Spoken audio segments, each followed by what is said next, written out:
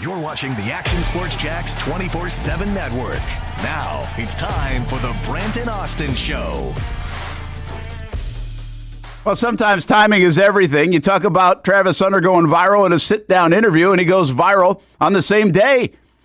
The Jaguars pushing this out. I haven't checked at what this is at now, but at one time I saw it was over, I think, like 4 million views on Twitter.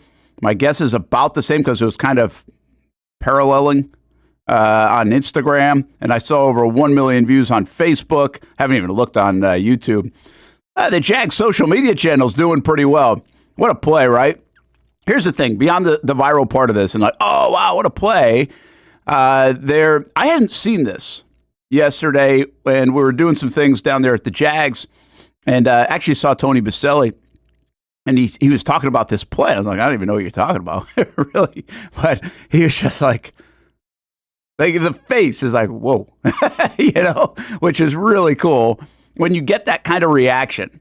And it was almost like, okay, that's the guy we drafted and moved up for, right? Like, what a sense of validation for those guys when they see a play like that. It doesn't mean anything at the end of the day, right? It doesn't mean Rookie of the Year, as Hamby's burner suggests. It's just like, wow, that's cool to see that at times in practice. What you thought you saw, what you thought you evaluated, what you thought you scouted. They've already seen that with the person. They've seen that with the personality, as we've been displaying all week with Action News Jax and Action Sports Jax and our sit-down with Travis Hunter. And then you see it on the field. And, of course, there's going to be an acclamation for that. But to be able to go make a play, these are the kind of plays guys that are really good make in practice, too. That's the point. Like when you can sling it in practice as a quarterback, you're like, whoa, and the place goes crazy. Keep in mind, yesterday there was nobody there in terms of fans or media, but I did ask somebody, was like, did the place kind of go nuts on that play? And it was like, yeah, it kind of went nuts. Like, that's really cool. That's what, I mean, listen, they do that probably from time to time anyway with other players making really nice plays. It's not like it's only guy that made a play at practice, probably this entire OTAs. It's like, wow, these guys are really good. But when he does it, I think it's like, ooh, I think there's an element of that. When Brian Thomas Jr. does it, I think there's an element of that. When Trevor Lawrence zips a pass in, it's like, how did he do that? I'm sure it happens at practice, and they're like, damn. They go to the sideline and talk about it. I think when you have those kind of guys that can do that, that's the juice, right? That's the factor that they're looking for, even on the practice field. Because then you go to the meeting room and you see it a million times and everybody's talking about it.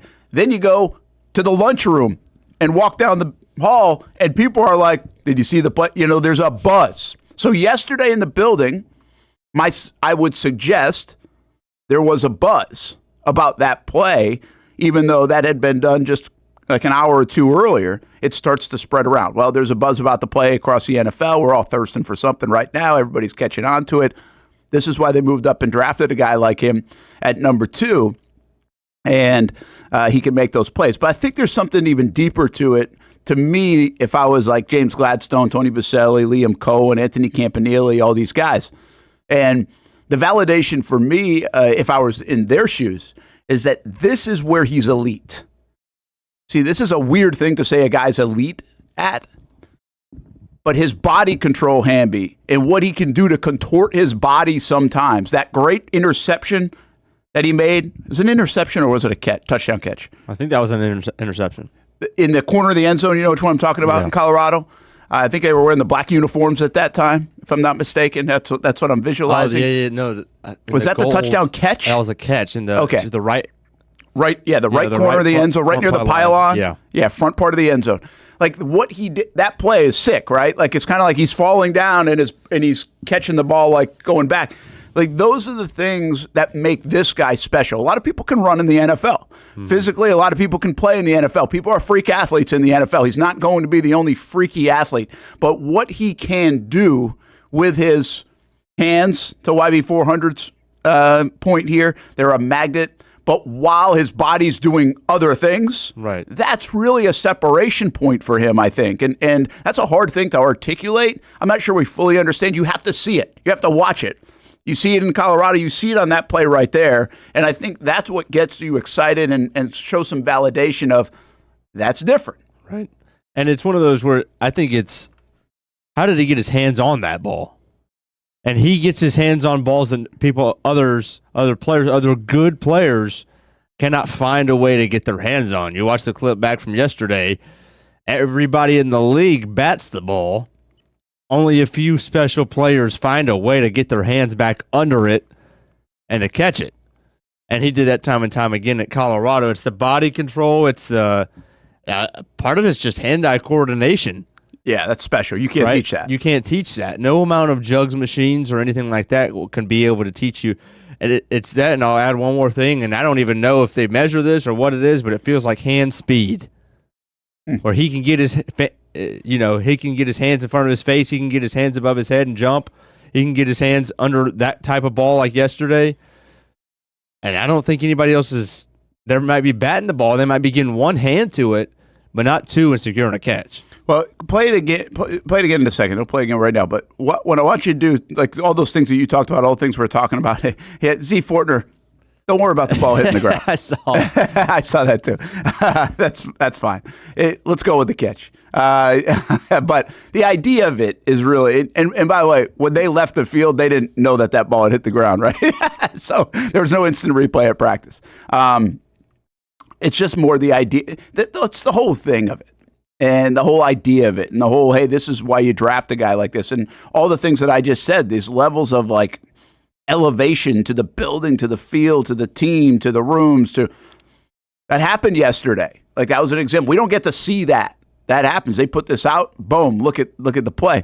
But I want you. I'm not an X's and O's, know how to play corner guy. I just don't do that. Right? I'm not going to attempt to do that, try to do that. But we've watched enough football to know this looks pretty textbook coverage, right? And it's not like he's working against Brian Thomas Jr., by the way. But I think it's pretty textbook coverage. And watch how late he finds the ball.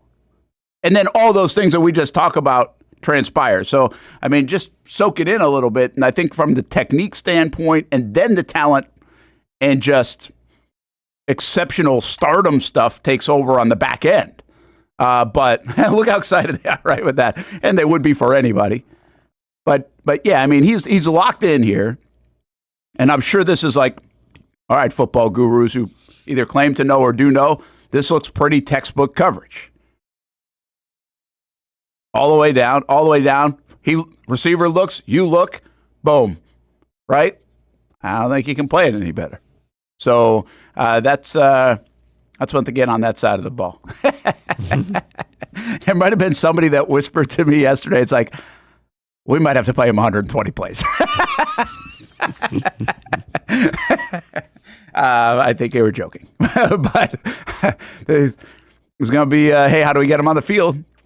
Right? And how do you get the ball in his hands offensively is a better place to do that. You know, it's funny. It's like as you slow that down, you do really see the ball start to come out and bounce up. But in that real-time fast motion, you don't see it at all. But it definitely does pop out there at the end. I don't think it diminishes the play. I ain't gonna worry about it. And it doesn't diminish the social media reaction for the Jags. Nice little boost for them on this Travis Hunter play in practice. Boy, they were probably like, hey, can we put this out? Can we put this out? Please approve it. We had more of our Travis Hunter interview over the last couple of days as we continue to sit down with him. You know, let's play that before we get into the Smoot stuff. I since we're on him, right? There's basically just two kind of sharing some of the things that we've done on TV. We continue to, in full transparency, kind of slow play this thing and piece it out there rather than just all in one spot, which we will later on into the weekend, can see it kind of in its entirety.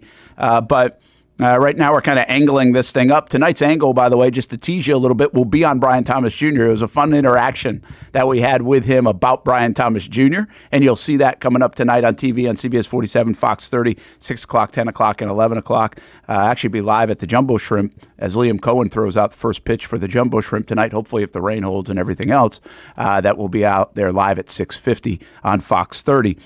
So we'll continue to share and share and share. But on the football side of things, since we start with that, Hamby, yesterday's kind of theme was this back and forth about Is he trying to be a trendsetter, really, right? Like, there's a lot of talk from James Gladstone and others that he's going to change the game. Mm-hmm. And that's a curiosity, right? Because look at Shohei Ohtani. He's changed the game because of Shohei Ohtani. He hasn't necessarily changed the game for everybody behind him. We have a lot of two-way players in college baseball. One that just got called up in Jack Caglione, who actually absolutely dominated college baseball for about 2 years, but really last year. And he gave up pitching at the professional level, or just wasn't good enough, right, to do it, and that's fine. And he's got a call up from hitting. That's how unique it is. So I don't think just because Travis Hunter's doing this, we're going to get a lot of people doing this. How do you feel about it? No, I agree. I think just because everybody thinks it's cool and they're going to try it. I mean, in baseball, everybody plays, like you said, in two ways. In college, it's not a new thing. Just nobody's good enough to be able to do it at the professional level on both sides. I think we might see a handful, maybe, in the next 2 decades of people being able to do it, but it's not like there's going to be a lot. He's still going to be the first and only one for probably a couple of years, because if there was somebody in high school or college that was going to do it, we'd probably already know about him. That's a fair point. Yeah. Right? Because of, with social media, if they're that good and they play both sides of the ball and they're a senior in high school, we don't know their name. And that's not the case unless we're just plain missing it. He might be the only one. He might have guaranteed himself at least 5 years being the only two-way guy in the NFL. That's a really good point. Yeah, that's a good point. You might have to look 10 years down the road, right, and see. We knew who he was when he was a sophomore or junior in high school. Yeah, we did. Well, it was right about that sophomore junior time that everybody knew who he was. So yeah, you're right. That would put, even if you're a sophomore and somebody's out there and you know about him, that'd be 7 years down the road, potentially 6-7 years before you get into the NFL. Mm-hmm. So for the next 5 years, he's kind of in the clear when it comes to this. There's nobody coming up behind him. Right. But it's really that next 5 to 10 years would we see more people doing it? Because here's the deal. There are a lot of freaky athletes out there now. I don't know if that's now, there was, but it certainly seems like we have the better athlete now than ever before, right? I don't think anybody would really deny that. Which means, Hamby, there's so much that goes into this more than that. One, those are two different skill sets, playing receiver and corner, so you have to be elite at both. Mm-hmm. And then on top of it, you have to have the energy, endurance, everything else, which is really what people rave about this kid, which people kind of pushes to the side. But he literally has endless energy. What does that look like in 6 years, 7 years down the road? We don't know. With wear and tear from the NFL and from just playing this game. We'll see. But right now, he's got it. And he's got it in spades. There are probably a lot of young players that could play a lot of snaps in high school and college, take some off here and there. Can you do that at the elite level? And I think that's a little bit why they're planning on him playing some 70, 75 snaps overall in a game, or 80, whatever it is, rather than 120. Mm-hmm. Because even at Colorado, he didn't necessarily go full go every snap. If the ball's on the other side of the field and you're playing corner, you're like, okay. Right. Right. Take one off a little bit. I don't think you can do that as much in the NFL or get away with doing that as much in the NFL as you could maybe at the collegiate level. And I'm not sitting here telling you he was lazy and took plays off. I'm just saying you can Michael Jordan this thing and choose when you want to save a little and conserve a little energy. I don't think you can do that as much at the NFL level as he could, because it was kind of easier and he was better than everybody at the collegiate level. So I don't think we're going to see all of a sudden this influx of people doing this. And do we see another? It took 25, 30, 35 years for Hunter to come along and do it. I don't know if it's that long now. It would seem, all the 7-on-7 stuff, the way the athlete is now, people are inspired by what Hunter's doing. The kid is inspired right now. The 12-year-old kid, the 10-year-old kid is, I want to be like him. So that could get people really thinking that way. Yeah. The other thing is we're kind of put in a corner to not think that way. It's one or the other, right? Look at all this. He's just the opposite in many respects of what has transpired over the last 15, 20 years in youth sports, which is specialization, where you get, okay, nope, you're a first baseman. You're a guard, right? He didn't get put in that corner. Nobody put him in that corner and said, you're a receiver and this is what you're going to get paid to do at the end of the day. Mm-hmm. They allowed him to continue to do this. That's really the difference. But I don't know how many people are going to do that. You have to have the right coaching around you. You have to be that gifted around. You have to have the willingness to do it, the want to do it. There's a lot that goes into that other than being able to do it. Do I think Jalen Ramsey could go run a route and go catch a ball as a receiver in the NFL? Absolutely. But do I think he's like an elite receiver like Brian Thomas Jr. might be, or has the ability to do both in the same game and has the capacity in his mind and mentality? Like, that becomes a different story. I think there are a lot of guys that could probably go play corner for a minute. Troy Brown did it back for the New England Patriots. I mean, he was a receiver, and he was a good receiver, not a great receiver, good receiver, and he would go out there and play in that dime package or something because somebody got hurt and needed it. Like, he actually did that. But it wasn't for like, hey, I want you to go make an impact here. It's like, hey, we kind of need you. Right. Right? It's like the pitcher pitching in the ninth inning because we don't want to burn a guy in a bullpen. Yeah. The guy can still throw 90 miles an hour, but he's probably not going to pitch. It takes me back, Brent. I'm wondering if we were on a show back in the Bo Jackson, Deion Sanders days when they were playing baseball and football, we probably would have said that a lot more people were going to come do it. I think so. Because they were an inspiration to so many people, right? And it's not happened really since. They were the only two. So when, now I'm thinking, is there going to be an influx at some point of players who are playing both sides of the football in the NFL? Well, I think logic would make you think that it's possible because, once one person do it, people start to believe it and they start to craft their own routines and their workouts around being able to do it. But that's not just precedent would say. Sometimes the superstar freak is just a superstar freak. Yeah, I think, we've had like Kyler Murray has come along where could have done it. Yeah. I just don't, that's what I'm talking about. It's not only can you do it, you have to have the ability to they have to allow you to do it. John Elway could have done it. Yeah. I think Danny Ainge was a guy in basketball. I think he got drafted in baseball.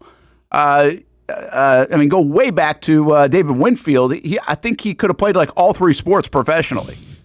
That is not super. Now that's more and more abnormal now because the kid specializes early. Right. So his skills and his tool set in those other sports is not near the other guy. Right. Even if he's gifted. But we say this with LeBron. I mean, how many sports could LeBron really play if he wanted to play? It feels like he could play a bunch of them. Mm-hmm. I doubt he's playing baseball, but he probably football. He could play soccer. He could play you feel like he is such a gifted athlete.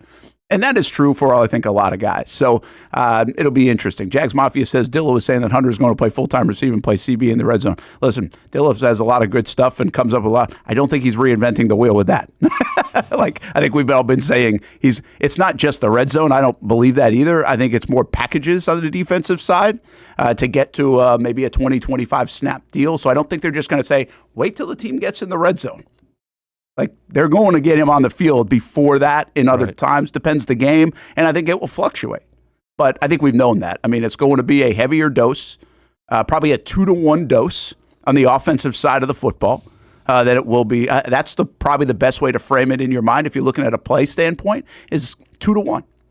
So I don't think, I don't really think that's that new, though. I think that's pretty common thought right now from just about everybody here. In Jacksonville, talking about it. Let's get to Travis and part of our sit down and just asking him a little bit about, hey, are you about to lead the way? And you would think a guy like, man, I hope I am, right? Wouldn't you think that would be his response? I kind of had a different one. Just everything you do is going to have a reaction. Nah, not really.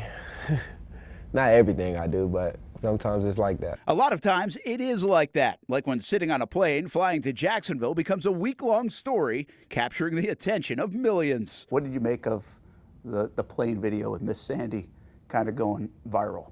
It's just me being me, doing what I do without even the cameras on, so I'm the same person with the cameras on, the same person with the cameras off. The cameras were on last week when Travis Hunter's interaction with local high school football player Isaiah Johnson got the attention of everyone. Yeah,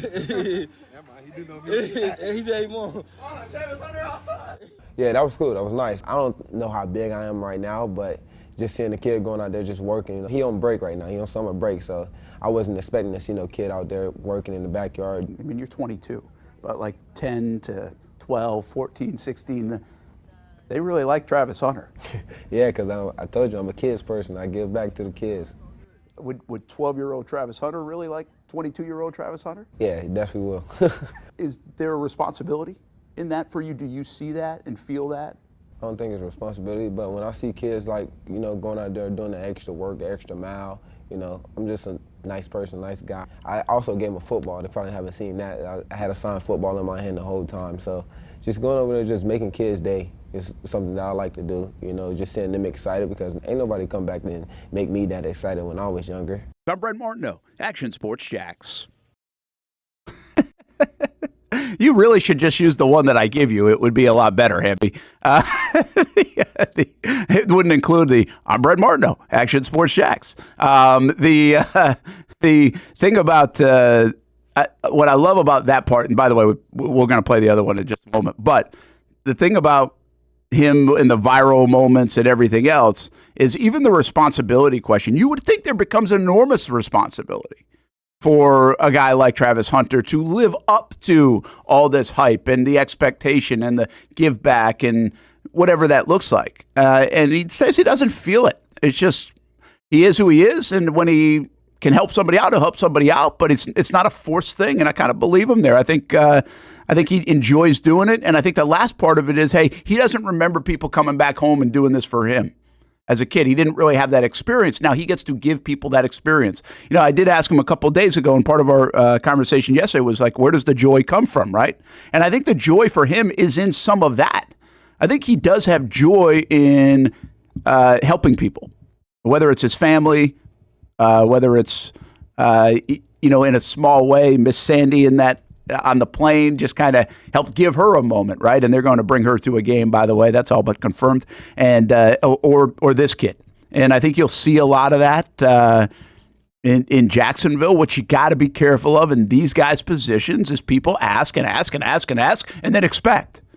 And I think that's a thing more that has to do with us on the outside than it does on them on the inside. I mean, they can't just sit there and do stuff 24 hours a day for people. Nobody can, right? Or very few people can, and concentrate on their craft and be great on the craft and everything else. So that's where that line gets a little crazy. And I've seen that firsthand now. I've seen that with Tebow. The madness around Tebow is just so much that it's like, how do you take care of everybody? Like, you really get the sense over the years that Tim would love to take care of everybody. But you can't. Like, it's just impossible. I see that a little bit with Trevor. We have him out to a show. And Trevor, it's a madhouse, right? If we have them out to a show. And, usually on those shows we say, hey, kids can get in line first and we'll try to take care of the kids. There's usually like a 15, 20-minute window, but there's so many people there, it's not easy to do. And so some people are like, I can't believe, right? You get that kind of reaction. We've all had those reactions before with athletes. We're like, that guy's a jerk, or that guy's this, right? Based on our reaction. Or he's unbelievable. Can't believe he did it. Well, it's really hard to do right by everybody, at least in everybody's minds. So you just got to be you. And I think that's maybe the best part of Travis Hunter is he is just kind of him. He is who he is. He's going to pick spots to, if he can help people, help people. If not, he's going to go back to that playbook and or that fishing boat, quite frankly. So let's get back to the football side of it. I think Hamby's got it. And just, again, this was just a conversation about him playing both positions and if other people are going to follow suit.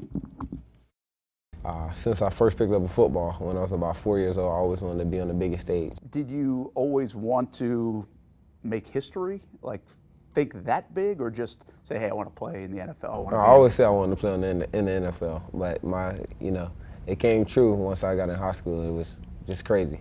Why is it important to you, that part? You could just be a really good wide receiver or a really good corner, right? Because a lot of people telling me I can't do it, but also I love just being on the football field. I grew up just playing both sides of the ball, never coming off the football field. I got high energy, as you could tell, and I just love being able to be on the football field and doing my job. Do you think you're going to be a trendsetter here? But do you think more people will try to do what you're doing? I don't think they're trying to do what I do. I hope they go out and try to be themselves. If it comes to them, they go in and do it. I'm not trying to be no trendsetter. It's just my journey is what I do. So that's Travis Hunter. Does that answer surprise you? He's not trying to be a trendsetter? Because it feels like in his position, why not, right? Like, I don't know how Shohei Ohtani answered this question. I don't know how Deion answered this question years back. Brian Jordan, those guys, I don't know. I think it does surprise me a little bit because I would think that, he would want other people to follow suit, but it does kind of make sense when he's talking about, I never set out to be the first to play both sides of the ball. It's just what I've always done, and that's just what I like to do. That his goal was never to be the first or to be, the entrepreneur of it, so to speak, but just to be him. And him was always playing every down of football that was available. Yeah, I think, though, what's interesting to me about that is I disagree with you a little bit, because I think part of the reason he's here is he kind of did set out to be. He's like, I don't want to come off the field. Like it was an intentional thing for him, even in high school, as he's a 5-star guy, to be like, I want to be on the field. Don't take me off the field. And I think that actually started way back in his Pop Warner days, but a lot of people do that in Pop Warner in high school. But I think it became such a central thing. Like, I do not want to be on the sideline. Nobody really likes to be on the sideline. But some people do like to be on the sideline after they played like 40 plays in a game in 95-degree heat, right? And catch your breath. But he really, again, maybe not to say everybody should do this and I'm going to watch this. I'm going to be like, so I agree with you on that. It's not like, look at me, I'm going to do this. It's more like, no, I really want to do this. And I know I'm good enough to do it. And I think that did become pretty much a motivation for him. Mm-hmm. And now the interesting part is when that's a motivation for him, you're like, hey, and you already know that you're a popular guy amongst kids and everything else, and you already know you're a big brand. How does it not creep in? It's like, well, okay, I'm going to do what James Gladstone said. I'm going to change the game. Like, it would not have surprised me if he had said that quote.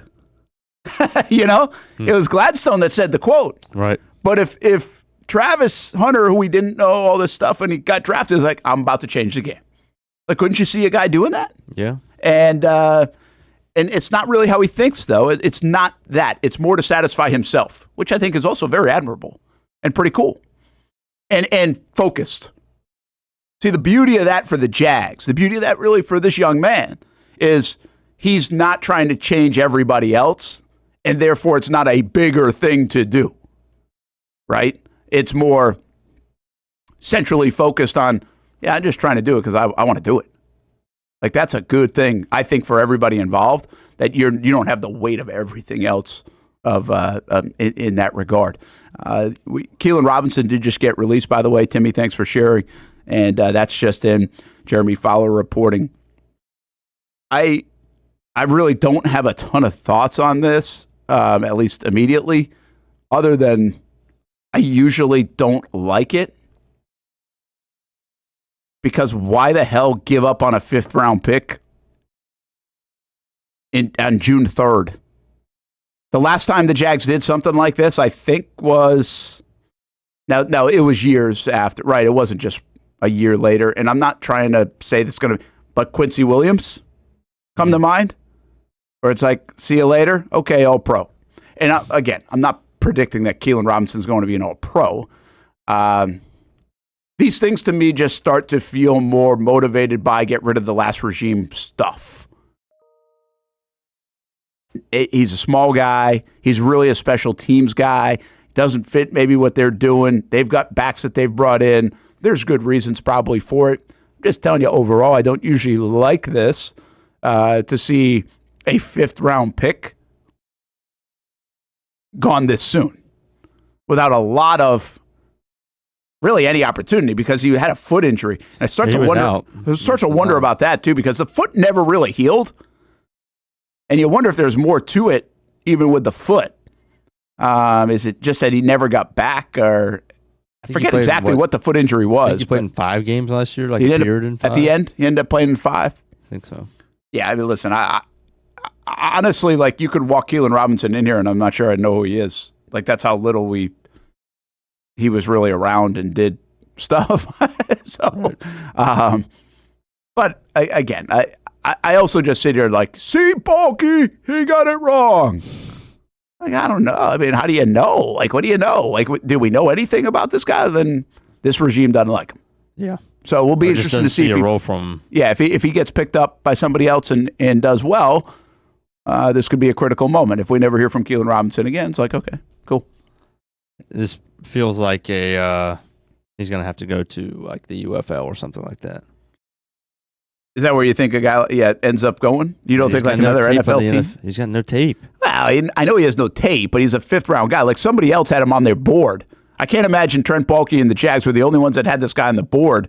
Fifth round, sixth round, seventh round, undrafted free agent. Well, I mean, didn't he? Wasn't it a big reach even then to take him in the fifth? I feel like I remember like why are we even taking him way too early? Yeah, I think he wasn't even that big of a player for Texas in college. Like he was a. Yeah, listen, I know it sounds like I'm defending him. I'm not. I don't know really enough about him. And like even Ryan's bringing it up. He was. Like that's where we envisioned him last year as being a return guy. Right. I don't know where the long-term vision of him was to be. I don't think they just drafted a returner in that spot, but for year one, I get what you're saying. I think that's where he was going to land, and that did make some sense. But, I mean, obviously this was an attempt to get fast, right, by the old regime and everything else, and I'm not going to lose sleep over it. I just listen. Part of this is scar tissue. We have examples of people that have been let go or given away for hardly anything. Now, used to be like the Jags when they would lose a guy or they would release a guy, nobody pick him up, right? Or be like a cup of coffee pickup. Now, in the Jags, in recent years, the thing that's changed. Well, okay, they trade away Josh Oliver. He's still playing in like playoff games. And I'm not telling you he's an all-pro, but he's still playing and playing in meaningful games for like the Ravens and I think the Vikings and teams like that.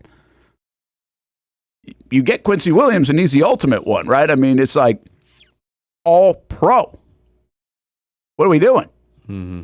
So when you have those kind of things happen, heck, even look, we're going to talk about Dwan Smoot in just a little bit. They bring Dwan Smoot back. Dwan Smoot did okay last year in Buffalo. Jags could have used a little help, couldn't they? Yeah. Tell me Dwan Smoot couldn't have helped him out at all last year? They think they can help him out this year. So, again, it's just a little bit of, scar tissue that keeps creeping up. and I also think this. It's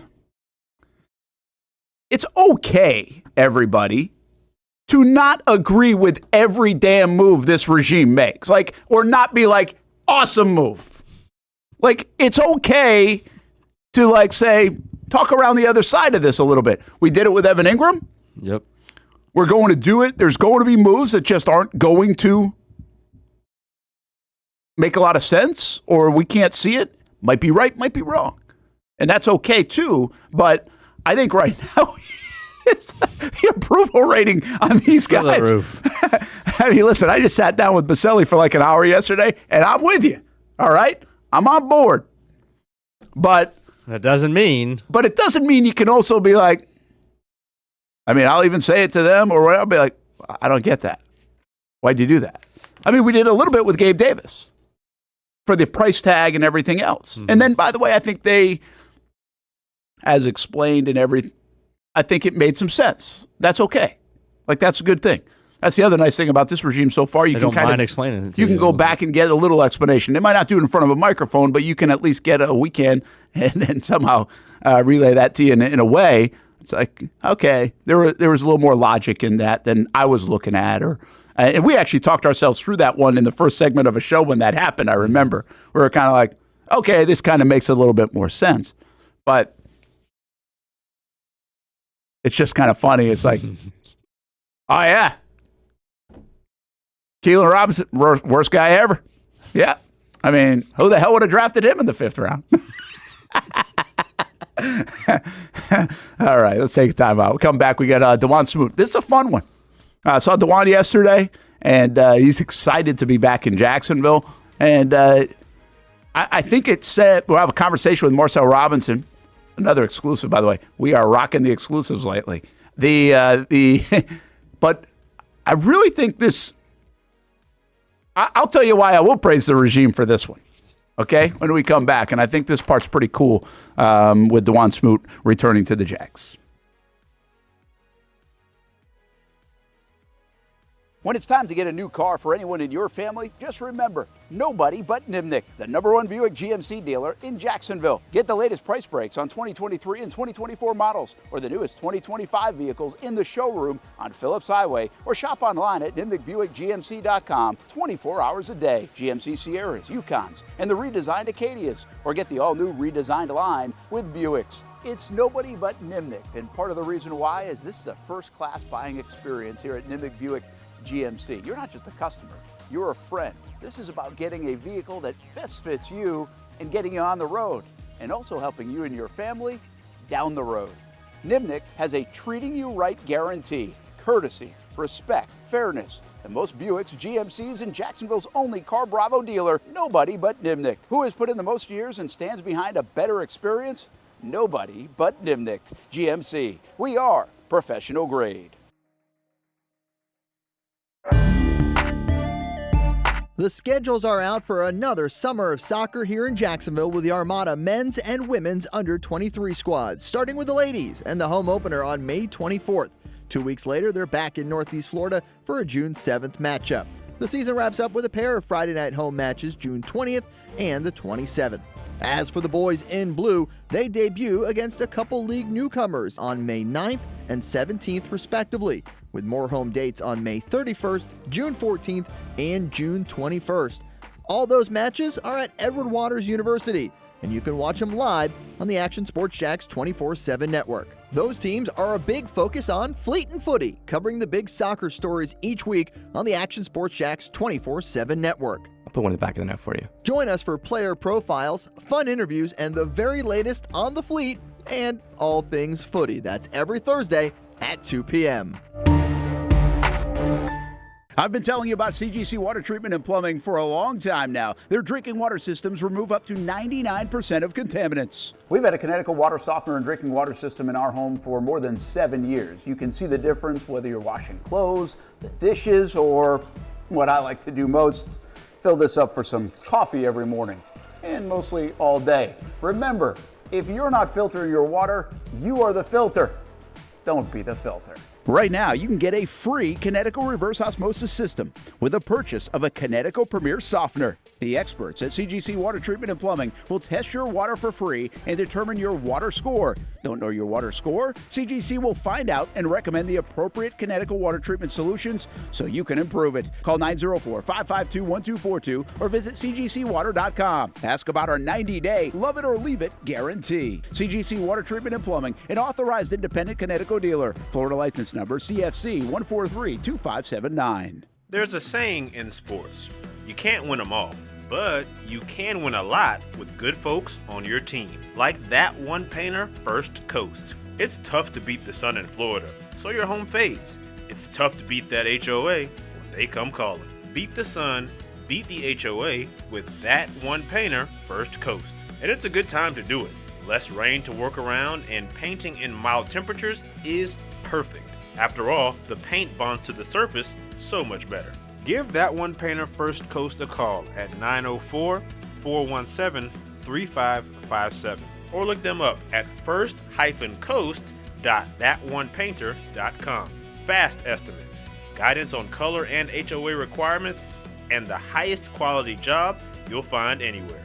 Be a big winner in your neighborhood with that one painter First Coast on your team.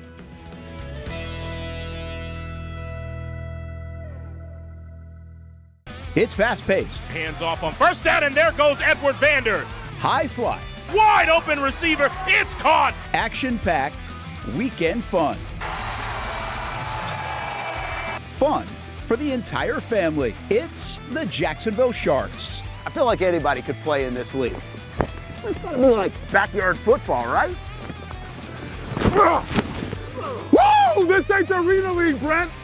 This is the indoor league, and they play defense here. It's a lot safer to just watch the professionals play. And watching is a lot of fun. A party in the stands at the arena for kids and adults. And it's indoors. Get out of the heat for the summer and watch the Sharks shine inside. Jacksonville Sharks football, season number 15. It's the Drive for 5, and it's still alive. Get your tickets at jacksharks.com. Welcome back to the Brent and Austin Show, streaming on the Action Sports Jax 24/7 network. I was just saying in the break, why does the NHL, NBA, I know they want to be refreshed for the championship stuff, but the NHL finally goes with the Stanley Cup Finals tonight, and I guess some of that had to be in case it went through Game 7, so they got to schedule it that way, so these guys, if they finish early. Now, there would have been one more game for the Knicks-Pacers. I guess that's probably the reasoning now that I talk about it out loud. But gosh, it feels like they lose their momentum. If there was momentum, I don't know, or does it restart? Does it matter, I guess, when you have championships? But the Stanley Cup starts today, and the NBA Finals start tomorrow. So Delphonic updating us on the millions of followers that I have and Travis Hunter, both together. And that means 4,000,001, and I have all the bots. The Jags tweet has 4 million views. The video itself is well over 10 million on Twitter alone. Not unique views, but still views. Thank you, Delphonic. That's we marry those together sometimes too. I still haven't nobody's completely figured out the value of each. Right. I don't think. But the more the merrier. We do know that. So, hey, Thibodeau, real quick, we're going to talk about this with Austin when he joins the show a little bit later on. See you later. That doesn't make sense. Nope. The Knicks had their best year in 25 years or something. Crazy. How would you let go of the guy? You don't think he can get you over the hump? Well, first of all, the owners can be a little crazy. And secondly, I think either they've got somebody in mind that think they can put him over the top, and Thibodeau's the guy that they don't think can put him over the top, or they really just didn't like how he handled it was so noticeable that they got tired, right? And how he handled that load of minutes on the Stars. There's a big reason, the Knicks think they lost because Brunson got fatigued. Or can you manage that a little bit better? Is that a Brunson, a player problem? Is that a coach problem? Is that an organizational problem? I think that's an interesting part of it. The commercial break of today's Hamby's Married Moment, sponsored by Nobody Yet, was, do you have a duvet cover? I mean, I didn't know what it was until about a month ago, and now we have one. Oh, you actually know what it is. Well, I know what it is now, but I didn't. And about 5 minutes ago, I figured out you got to cover it. What's wrong? Can we just leave it? It works. It looks like a normal blanket. What are we doing? So why can't? And this followed up with, why can't we just have a blanket? Yeah, I mean, I'm cool with if you want to go sheet I've done sheet and a Georgia blanket for 24 years of my life, and done. You're still sleeping with a Georgia Bulldogs blanket? Or what? No, well, I did. I rotate that one in with a normal gray and white one that's faceless. But yeah, I just been rotating those for the entire time, and now all of a sudden we got to do a duvet, and I don't even know how to spell it. I've learned. I thought it was Douvet. It's Duvet. Yeah, and then again, just a couple of minutes ago, I learned we haven't been doing it right because we don't have a cover for it. You need a European linen duvet cover. That's $159. Yeah. What? You can get a hyper down duvet, twin duvet, $995. Ooh, $995. There are other ones, but anywhere from $80 to $1,000, depending on how fancy you want to get. And what does it do? I want you to explain it to me. Well, I think, I don't know, but I think. I mean, it obviously becomes the washable part, right? Of the, you're not going to wash the blanket. I need to pay for something because I need something to be able to wash. Yeah, I mean, well, I don't think you You must not just throw the duvet cover into the wash. Like this might, because that would be a lot. I don't know. So now you got the duvet, whatever. So the cover is like your part of your sheets that you wash. Okay. I guess. And that, what you're talking about, is going to cost me $160. Yes. Yeah, the Delphonics right. You can't spell it, you don't need it. I don't know, man. There are a lot of things that probably we might find a little more about that out later today here on the show. Hey, welcome to married life, man. Like, listen, I got to be honest with you. When I got married, I probably didn't know what the hell a duvet cover was either. So, but you got plants inside and duvet covers now. I come home yesterday. We got 2 more plants. These were smaller ones, but we have 4 now. Yeah. And listen, so we have this little bookshelf, or not? It's not really a bookshelf. It's a little shelf, and how big is this place? It's not. Our living room is big. Nothing else is very big, but the living room is big. I'll actually have to get a picture of this shelf because we got this nice camera on it, and we got this little manufactured candle that works with light or whatever, and we got the couple pictures from the wedding. Okay. So, and then we put one of the plants on there, and I'm the one who stands back about 15 feet and has to make sure it's perfectly centered. Okay, this is up to you. A lot of work has been put in. So at one point, AI do that? That's what I'm saying, Brent. At one point, I'm like, all right, I got my Georgia 2022 National Championship football in the other room that hasn't found a home yet. I want to see how long I can put it in this thing and see how long it is till Sarah notices. Sounds like it won't take long. Immediately. Immediately. She's in the other room. She comes out. Yeah, I don't think you're getting football out of there. I don't think you're getting too much. You did have a Georgia Bulldog cake at your wedding. I think that was probably worth 5 years of everything else. Okay. All right. Yeah. I'll keep that in mind. Just as YB400 with good advice. Just smile and say, looks good. I got one for you. Back to basketball. I got a basketball one for you, Brent. All right. Is Kevin Durant still a superstar? He should have really saved this for the guys too, but not. I mean, I have an opinion. I just think it's a good question. I'll tell you I don't think so.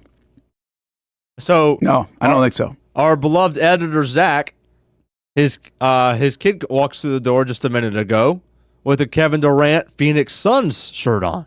Not too many of those, it feels like. I'm like, first of all, haven't seen the name in a while. Yeah. Forgot about him. Would you like Booker instead of Durant if you're a Suns fan? And I'm like, I legitimately forgot about Kevin Durant. Yeah, I get that's me because I don't watch NBA basketball. Well, that's not just you. I think Phoenix has done that. They were supposed to be way better with all these stars, and they really weren't. And so, for some reason, Arizona sports franchises, if they're not good, they are pretty irrelevant. Right. So, I'm just thinking about, I've heard, regardless of how much I watch NBA, I still hear about LeBron all the time, Steph all the time, Luka all the time, Jason Tatum all the time. Obviously, with Halliburton being as good as he's been, there's probably 10 guys that I still hear about on a regular basis. Kevin Durant is not one of them. Yeah, that's interesting. I honestly have no idea what he did this year, to your point. Like, I don't know if he scored 24 points a game. I know they disappointed. I don't feel like he's a star anymore. No, I really don't. I think we started to wonder this about Steph Curry. Was he starting to fall down a little bit? And then there was like, whoa, look when he came back, or look when he wasn't in. There's a huge difference. And I don't think we're wondering that. I think Durant, I think you're certainly wondering that. I mean, he does not come to the front of mind in the top 10 guys I would list off right now. Golly, they had Bradley Beal, Grayson Allen, Devin Booker, and him, and they won 36 games? Nuts. I mean, that's a big-name team. That's $165 million between the four of them. So I guess with that question, let me just look this up before we get to Dwan Smoot. He scored 26 points a game. I mean, Durant's 36. Now, LeBron's 40, but still, you can't assume everybody's going to play like that. Right. And by the way, Durant, 26 points, 6 rebounds, 4 assists. Pretty good production. Yeah. Now, I do believe like scoring in the NBA is pretty easy, but 26 a game is not easy. Like, that's pretty damn good. So, yeah, I don't feel like he's a star. But he's certainly in a bad piece, I wouldn't think, overall. Yeah, but if he's just a piece. But really, he hasn't been, but yeah, he's not a headline guy anymore. I mean, in reality, isn't LeBron kind of a piece at this stage, too? Like, he's not, he's a headline guy, but he's not going to just win it by himself like he did in Cleveland, or mostly by himself. So, Durant, Durant needed to go to Golden State where they had everybody to win big. Wow, okay. So couldn't do it in Brooklyn, couldn't do it, obviously, now in Arizona, in Phoenix. He played 62 of the games. That's pretty good. That's pretty good at 82? At his age, at 36, I would say that's pretty good. 75% of the games. Seems like everybody misses about 10 of them just because. Yeah. So, I don't think that's terrible. But 36 years old now, he's getting up there. And YB400 is right. He's always looked older anyway. Yeah. Right? He could be an older looking guy. All right, hey, Dwan Smoot. He's getting a little older. But the Jags bring him back. It's amazing to me how, it's not amazing to me, it's cool to me how much people really love Dwan Smoot around here and value him. And I think that's savvy by Jags fans because he's been an important part of it. He's been a very steady guy. 5.5, 6 sacks, 6 sacks, 5.5 sacks, 5 sacks, like those kind of years. He's top 10 in the league as in franchise history for the Jags in sacks, as Daniel Griffiths points out in that fun little graphic weeks ago here on actionsportshacks.com, and also brought it back up yesterday. And I think YB400 and Daniel Kilkenny and others in our chat echo what a lot of people on social media have said and reactions to it when it happened yesterday. Dwan Smoot being a Jaguars player again is a really good thing for this organization. But what it really signals to me is, well, this is what you had to do. This is what you had to do on the edge. You bring in Emmanuel Ogbah, guy who's consistent with about 5 sacks a year. You bring in Smoot. He's consistent with making plays and impact plays at ends of games and when you need him and can get a handful of sacks. Mm-hmm. You almost pencil it in. Yeah. 3, 4, 5, 6 sacks. Not 10. Probably not 8. But 5 or 6, 4 to 6. Like, I think you could chalk it up right now that if healthy in the amount of snaps, Smoot and Ogbah get between 4 and 6 sacks. Yeah. That's a really good thing. Yeah, you need those. Well, the Jags, we did this the other day. In the last 7 years, your leading guy or third leading guy has been about 3 sacks on a good year. That's it. So the Jags, in my opinion, with the way they look on their resume, have potential to say, hey, chalk up Josh Hines-Allen for double digits. Chalk up Trayvon Walker for double digits. Chalk up Dwan Smoot for a handful. And chalk up Emmanuel Ogbah for a handful. Holy cow, that would be light years ahead of where this organization has been from a pass rush production standpoint. Mm-hmm. So I like it. And I don't know where that ends up, but just what I did, if that's 10-10, 5-5, that's 30 sacks between 4 guys. You would hope to get a couple or more. And obviously you hope that Josh and Trayvon tick closer to 15. Right. And then your other ones can come from Mason Smith with a couple, and you're going to blitz the linebackers. Armstead can get a couple from rushing in the interior because that's where he's better. I think you want to be, and I don't know this part. Maybe we'll put Daniel Griffiths on this one. Where do you really want to be? I'd have to go back and look over the last 5 years. If you're 40-plus sacks, is that really good? If you're 45-plus sacks, is that where you want to be? A little higher than we thought. Well, I know there are 50. I'm talking 50-plus. If you're in 50-plus, you're elite, though. You're top 3, 4 in the league. But I don't know if is 42 really good? Is 48 really good? I don't know that answer. So I like what they're doing here. They're adding it. And by the way, the one thing the Jags are not afraid to do right now, go get the older guys a little bit. Does that surprise you? I mean, you've got Ogbah, Armstead, and now Smoot. Is there a surprise that all these guys are in their 30s? Brent, I'd go a step further. You got Jordan Lewis and Murray, and your secondary. Murray is an older player. He's on the back end. This is his last deal. Jordan Lewis is probably his last deal as well. Like, I was a little surprised even in free agency when they went a tad older than I would have thought.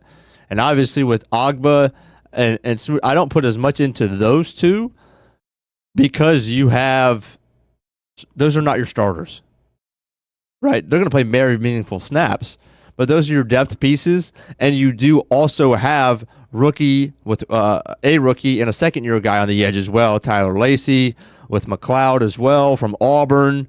You've got a mix there.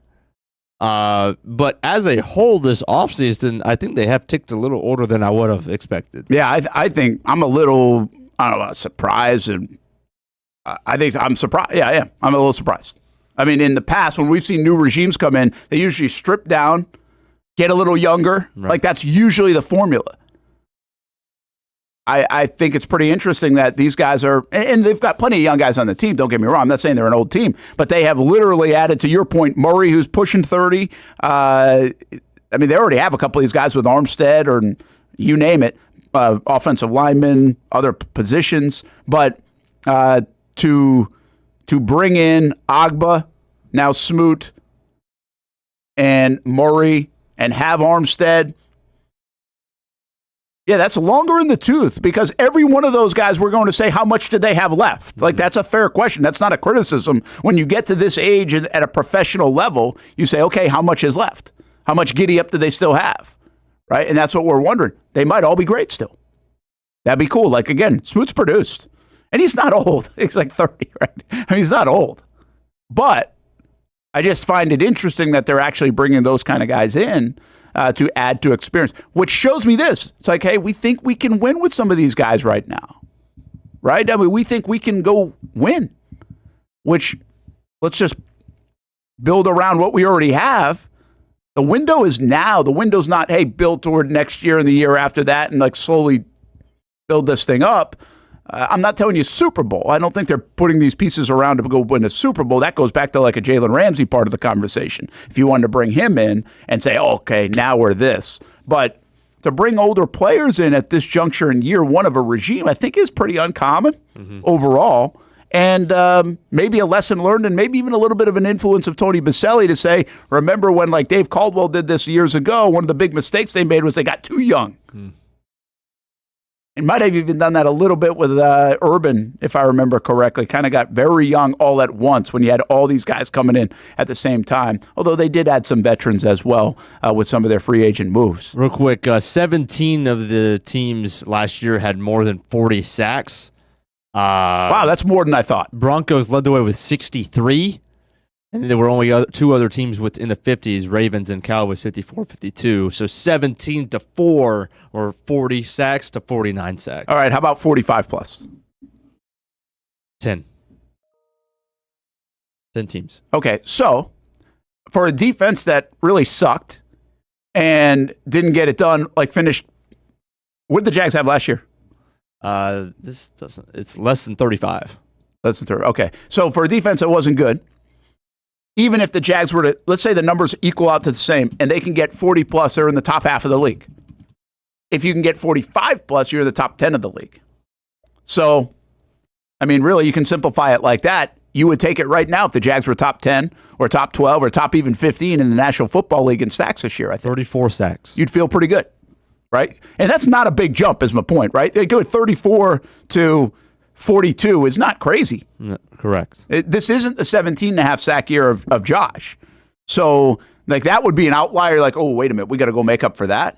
To get 42 sacks doesn't seem like that difficult. All right, let's get to the Dwan Smoot interview right now, and we will hear from Marcel Robinson and Dwan. Marcel caught up with him yesterday at the Jags facility right after he signed to rejoin the Jags after a year-long stint in Buffalo. Welcome back, Dwan Smoot, back to Jacksonville. Thank you. It's good to be back. So first off, obviously, the big question is, how did all this happen? I think it's been in the works for a while. we've been in talks for a while, and it just felt like the right time. You know, this weekend, right after my wife's birthday, they called me up and we just made it happen. So it worked out. You've been a guy that's always said that you wanted to be here. Of course, you've got the school here, which is doing pretty well, which we'll get to in a second. But, just what's it like to kind of walk into the digs are a little bit different, but just talk about what's it like to walk kind of back into this and put the same crest back on. It feels good. I'll say that. I feel like I'm home. It was like a homecoming when I first came back. Everyone was hooting and hollering, but I mean, it's a different energy here. Like everyone's hyped. It's a lot of young guys here now. So I feel like I'm just as old as they are. So it feels good. It feels like turning over a new leaf for sure. One of the things that this team has needed, and at least everyone's been clamoring for it, is some depth on the edge. Obviously, you're a guy that's had some production there. Have you talked with Coach Camp about where they're going to use you, or is it kind of exclusive DN depth thing, or am I getting a little ahead of myself? Nah, I mean, I don't think you're getting ahead of yourself. I know we're going to come out with exactly what I'm going to be doing, but I mean, I know I'm going to be adding the key depth that we definitely need and doing what I can on the inside as well, too. So. Got to be great to kind of reunite with some old friends, obviously. I like the defensive line room because you got a couple young guys in there, but it's a lot of guys seen a lot of ball in there. You, Trayvon, Josh, obviously, Eric Armstead, to name a few. Just talk about what's it going to be like to kind of, obviously reconnect, but of course go out there and use that veteran leadership to hopefully propel that defensive line room. I mean, like you said, it's the veteran leadership. I mean, before when I left, it wasn't as much veterans. Now we're all old guys. We all kind of speak the same language, and I'm just trying to come in there and just kind of fit in that puzzle piece. We have the puzzle. So I'm just that missing piece. So I'm just trying to come in and step into my role. To be back home, is this kind of like, is it a new chapter? Is it rewriting an old chapter, or like what's the mindset coming in? It's kind of both. Like when I left, I felt like my story was unwritten. Kind of put a pause button on it. But now I'm back, and I'm trying to revive it, come back for a big season. So I mean, it's a lot in store. I got a lot of chips on my shoulders, so I'm ready to go. That's Dwan Smoot with Marcel Robinson, and I love the fact that he said he's playing with a chip, pretty big chip too. So that's he comes in motivated. I think it looks fantastic and ready to go to help out the Jacksonville Jaguars. He's genuinely excited to be back with the Jags. That's really cool. Yeah, it really feels like he never wanted to leave. Yeah, and so there's.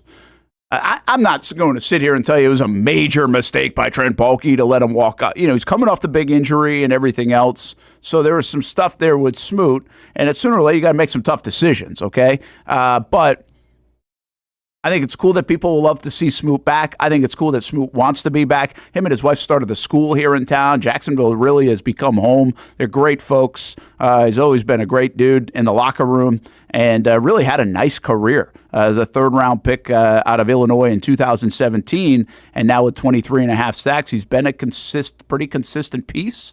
And hopefully he can do that again. I think he can really help this group. It was interesting how he noted, and again, I got a little chance to talk to him off camera too yesterday, and he really can feel the vibe difference in the building. And I think I've been trying to articulate that as well. Like you can really feel that. And I think Smoot's a good example of a guy who really was in the weeds and in the building quite a bit, and now he comes back and he can feel that. There's a freshness in there for him, which is, I think, a very good thing for the players and a good observation from Dwan Smoot coming back in. So a welcomed addition. I think a good move by the Jacksonville Jaguars, and we'll see how it goes along the front. But they obviously said, we need edge help. We don't feel comfortable. They tried to get, obviously, the draft pick didn't work out. They go right away and sign Agba right after, and they say, okay, we know we have a void. Let's go. And then we even go say, we can do more. Smoot's still out there. Sounds like they've been talking for quite a bit, probably since the draft, or at least close to the draft. And was he on a one-year deal? Yeah, obviously I had to be on a one-year deal with Buffalo. Yeah, I don't really even know that, but I think he must have been. I made some big plays in Buffalo, too. If you go back and look, there were some critical moments, and that's kind of been his MO here in Jacksonville. Yeah, he's made big plays. Yeah, he's made some big plays at big moments, and that's what you're asking him to do. You're not asking him to go get 10 sacks. Ask him to be part of it. Even he mentioned he'll kick inside a little bit. He's got some flexibility there. So here's the other big point about this before we hit a break. I think it once again goes back to the earlier this week conversation of Eric Armstead. Because what this does to me is solidify that, hey, if you're going to go get Agba and Smoot on the edge, you're not relying on Eric Armstead on the edge. At all. right? I mean, he can. Again, you've got flexibility with these players. Right. Trayvon Walker, Dwan Smoot, heck, Ogba might be able to do it, but definitely Armstead, they're versatile enough to move around depending on the situation. But you don't have to say, hey, we need you here because we don't have anybody else. Like the Jags put themselves in a corner last year where he needed them on the edge because they didn't really have anybody else. What did Armstead say earlier this week? Go back to those on podcasts, right? You had 4 guys there, 7 guys on the interior. Just from a numbers game standpoint, even if I said I'm better served to help you on the inside, you kind of had to use me on the outside to some degree. Yep. So I just think it goes back. It's really, it's a cool thing, I think, and I'll get behind the regime for this. It's cool that they agree with everybody else that they've seen for the last 2, even 3 years, that there's not enough depth at that spot to help get to that 42, 45, 50 sack mark. Like, you got to find a way to get there. You need the bodies to get there. You need the resumes to get there. You need the talent to get there. And for some reason here, in the last couple of seasons specifically, Jags were like, we're good. No, you weren't. Like, we all knew you weren't good. But you said, we're good. So that, coupled with the idea, the next one to go here, and which one we won't find out until the fall, and I understand that. But we also know it's a huge emphasis from Liam Cohen, is the one thing that they couldn't do for the last 3 years that they've got to fix is getting a yard. Mm-hmm. So can they fix that? Have the offensive line moves, have the running back moves, has the mentality, the scheme, everything else that goes into this, fix the problem of the last 3 years. Now listen, we might look at this come November and December, and there's a new problem that arises. That's sports. That's the way it goes. But usually, that's what's so unusual about what happened in the last couple of years. When you identify a problem, sometimes mid-season, sometimes from one Sunday to another Sunday, you're like, oh, we got to go fix this, and then another hole pops up. Right? That's the way it usually works. We see it all the time in the NFL. We see it all the time in sports. The Jags went like 2 and 3 years without either addressing properly or somehow solving edge depth and getting a yard. That's mind-blowing. Yeah. At the end of the day, though, I'd much rather you try and address the situation and fail than tell me that it's not a problem to begin with. Yeah. Exactly. I mean, they just didn't even try. Now, again, they tried to fix the yard. I mean, I'm sure they did some things to try to fix the yard. But they sure telling us that Travis Gibson was edge depth and then cutting him before the season even started, that's frustrating. Yeah. And that's what they're not doing here, I guess. That's why this is nice. It's nice to see Ogba and Smoot. And I'm not going to sit here and tell you it's going to work, but if they have a combined 7 to 10 sacks out of those 2 guys, job well done. Right. And the chat's bringing up all the other players that they still have, from Lacey to Mason Smith to Jordan. They still got other guys that can maybe outshine these guys. Who knows? Those are the younger side players, but until you can't just bank on them because you don't know. So at least you go get something that you think you know. You got a little bit more resume. You got a little bit more tape to be able to figure out how they fit into what you're doing. So a lot of Jag stuff happening. Smoot back. They also make a couple of corresponding moves as well. But Keelen Robinson let go today from the Jags. So it's a little bit of a transaction time here as we get toward the end of OTAs. Jags mandatory minicamp next week. Did I see a mandatory minicamp on June 11th is open to the fans? I think I might have seen that. It's open. Check that out on Jaguars.com. I think that's open. It was kind of quiet, or I missed it, or whatever. But double check that if you want on Jaguars.com if you're looking to get out there. I think they might be opening one of those camp practices up. And then it's the summertime, and then back at it for all the things that we're talking about, see if they come to fruition. Let's take a time out. We come back. We'll talk a little soccer in Ireland. And we will talk a lot more football as well here on the Brent and Austin Show on the Action Sports Jacks 24/7 Network. Austen Lane will join us in just a bit. There's the lineup on Wednesday. We have Cup Date. Stuart Weber with a fresh and new Cup Date coming up next week as he returns back after having the baby. A week with us. A new episode of that at 1:30. The NFL schedule show, if you missed it, you can check it out after the game at 3 o'clock. Our high school coaches show that we do. Young and Norvell at 4. And then Scrap House, they got a lot to talk about. Casey and Austin tonight in wrestling. That will happen. And if you missed an Armada match, over the last month. We've got a replay coming up at 8 o'clock. I forget which game that is, but check out Armada replays all week long, right at that time frame at 8 o'clock on the Action Sports Jacks 24/7 network. It is a full channel, folks. You can watch something every minute of the day at actionsportsjacks.com, Action News Jacks app, Action News Jacks now on your smart TV. Most of us know how to throw.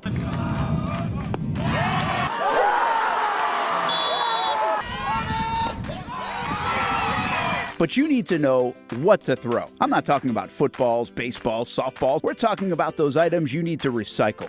Republic Services explains it easy. Recycling simplified. 1. Know what to throw. When in doubt, throw it out. 2. Empty, clean, and dry those materials. It takes an extra minute, but it makes a big difference. And 3. Don't bag it. This makes the recycling process faster and more efficient. This is a look at the Republic Services North Florida Recycling Center. You can make this process even more efficient. By utilizing those 3 steps, Republic Services can help you become a better recycler in your home. Learn more at recyclingsimplified.com. For the game day hustle and every day in between, juggling my show Jag Social to going under the Friday night lights and a social life, it's a daily tournament. But this ride, MVP status. The all-new 2024 Lincoln Nautilus isn't just my car, it's my personal locker room, office on the go, and VIP lounge on wheels. Let's talk tech.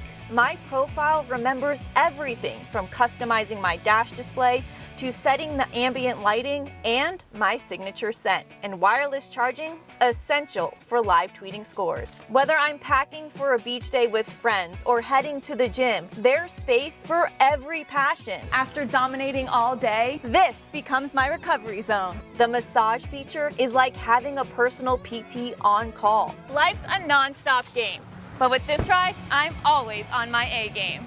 The 2024 Lincoln Nautilus. Drive your passion.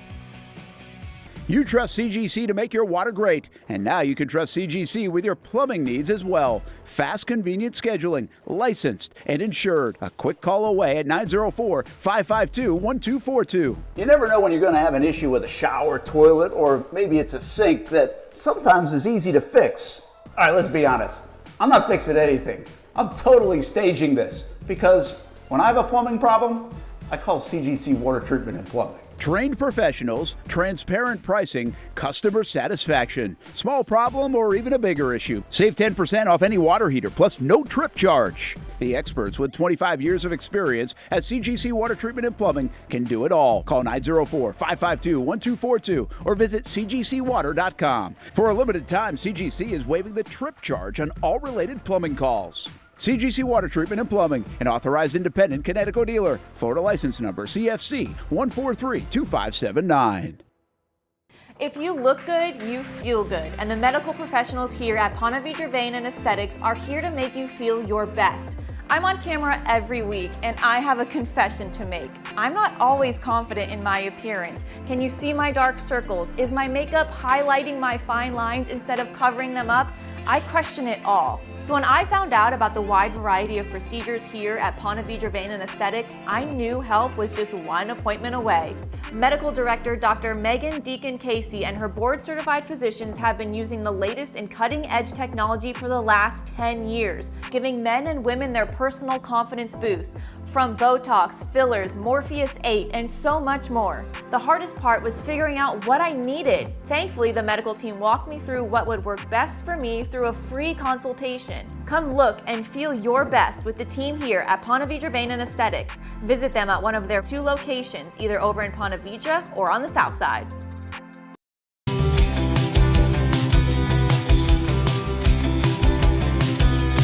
Welcome inside the Armor Guard exterior and gutter helmet showroom. There's a lot going on, like glass exteriors, replacement windows, and down there we have the retractable screens and awnings, plus hurricane protection. Let's talk more about those gutters, and to do that we bring in Kevin. He's the owner, he's the expert. Why gutter helmet? Well, gutter helmet is truly the only maintenance-free product. It lets the trash and debris go on the ground, the water wraps around and goes inside. Unlike filters, they sit on top of the gutters, and the trash and debris build up on top of filters, which requires maintenance. With Gutter Helmet, we're going to keep you off the ladder, the most dangerous thing in your garage. With Gutter Helmet, you'll never clean your gutters again. So get off the ladder and put on the helmet. Gutter Helmet. Get a free estimate at gutterhelmetofnorthflorida.com. You can also call 904-762-7779 or visit the showroom on St. John's Bluff Road in Jacksonville. Welcome back to the Brent and Austin Show, streaming on the Action Sports Jax 24/7 network. Welcome back to the Brent and Austin Show. Austin joined us in just a little bit from down in South Florida as he continues fight camp here for, and the fight coming up in July. We still don't, it's crazy how long it takes to announce everything, but we know it's coming up in July. Luke says right around 42 is the league average for team sacks yearly. That's interesting. That's the average, but I think I would not have guessed that. I would have guessed more between 35 and 40. And then Hamby said 17 teams had 40-plus sacks last year. And I was like, okay, well, that's about average, right? 42 would be right about there. Then you have some crazy outlier. I think Denver had 63. I think it was like 2 years ago, Philadelphia or somebody had something like 70 or whatever. The Jags in their great year of Saxonville, I believe it was around 55 or something like that. They threatened the record at one time because I think the record back then was maybe by the Pittsburgh Steelers, if I had that right. But since then, obviously some teams have really peaked. That's not what we're looking for. I mean, that'd be nice, but we're not looking for that in Jacksonville. Looking for about double the amount of turnovers, and I would say 10 more sacks. Give me double the amount of turnovers, 10 more sacks. I get you 4 more wins. I guarantee it. I haven't even touched the offensive side of the ball yet. How about that? Like my formula? Let's do it. Brent Martineau, Jason Hamby. Casey will join us in a bit. Austin joins us in a bit. Let's talk a little soccer in Ireland right now. And we bring in Gavin Carlin, who joins us once in a while over the years to talk really about what's behind him, that good lad soccer. How's that going? No, we don't hear him. That means, Hamby, see if you've got you muted him or not, and we'll get back to him in just a moment. We thought I can kind of hear him, which is a little weird. Usually when I can hear him, that's a good thing. If you need me to have him jump in back out, you can text him too. You can talk to him. We finally smartened up around here, and I gave Hamby the number. I don't have to do this live, although I'm kind of doing it live. We'll get Gavin on in just a moment. An interesting thing around the NFL as we continue to talk about it, Jalen Ramsey's still available. We've reached past that June 1st deadline now, so that could change some things for teams. Trey Hendrickson, I don't know if he's available, but still curiosity in terms of the situation. Kirk Cousins, I forgot about Kirk Cousins. I almost feel like he's gone, right?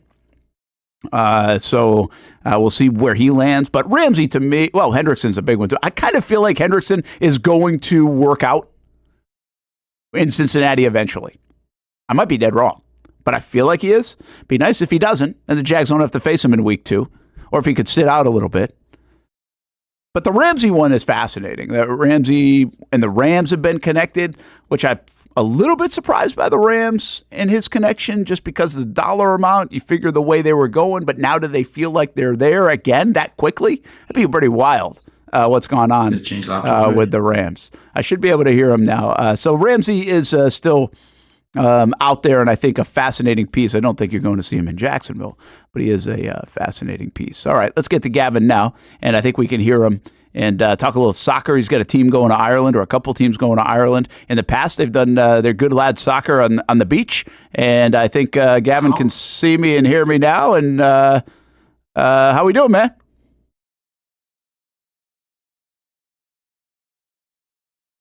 All right. Well, we can hear him, but now he can't hear us. All right, Hamby, you figure this out. I'll keep talking. All right. Usually,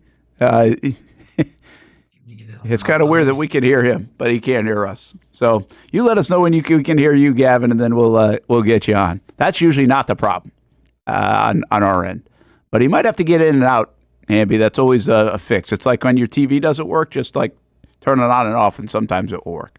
Sometimes that continues to happen that way. Hey, back to Ramsey, though. I mean, I don't know who he can help. Well, he can help a lot of people. But who can he help that'd be like, wow, right? Teams like Philadelphia will go get Saquon Barkley. The Ravens have done this with Derrick Henry. The Ravens seem to have done this in the past with other teams. Like, you take a look at Kansas City, if they were to go get a Jalen Ramsey somehow. And I don't even know what their secondary looks like. I'm just saying, those are the kind of teams you're like, whoa, that makes you immediately that much better. The Buffalo Bills, right? Do they need that? Again, not saying. I'm just throwing out teams that are on the brink and that could really make an impact with a player like that signing. Jags aren't there yet. That's why I don't think it makes a lot of sense. I really don't think it makes that much sense with the Rams. I don't think they're there yet. But I do think other teams that you take a look at what Philly's done now and really what Baltimore even did, even though they didn't win it, that you can go get a piece that can make that much of an impact on your team because you're this close. Ramsey can be that piece over the next couple of years for a team, in my opinion. And can they find the right fit? So it'll be interesting to see who does that. All right, we're going to do this again. I'm going to throw something if it doesn't work this time. What's up, man? Can you hear us? And there we go now.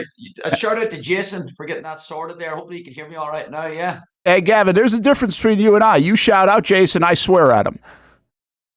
Geez, well, there you go. I am delighted there now you got that all sorted. Take 3 there. Story of my life. Technology let me down when I need it most. Here's me sitting here since 9 a.m. ready to go. 11:01, it feels me. Hey, how's the Good Lad soccer program going? You guys still playing out at the beach? No, brilliant. I was going from strength to strength.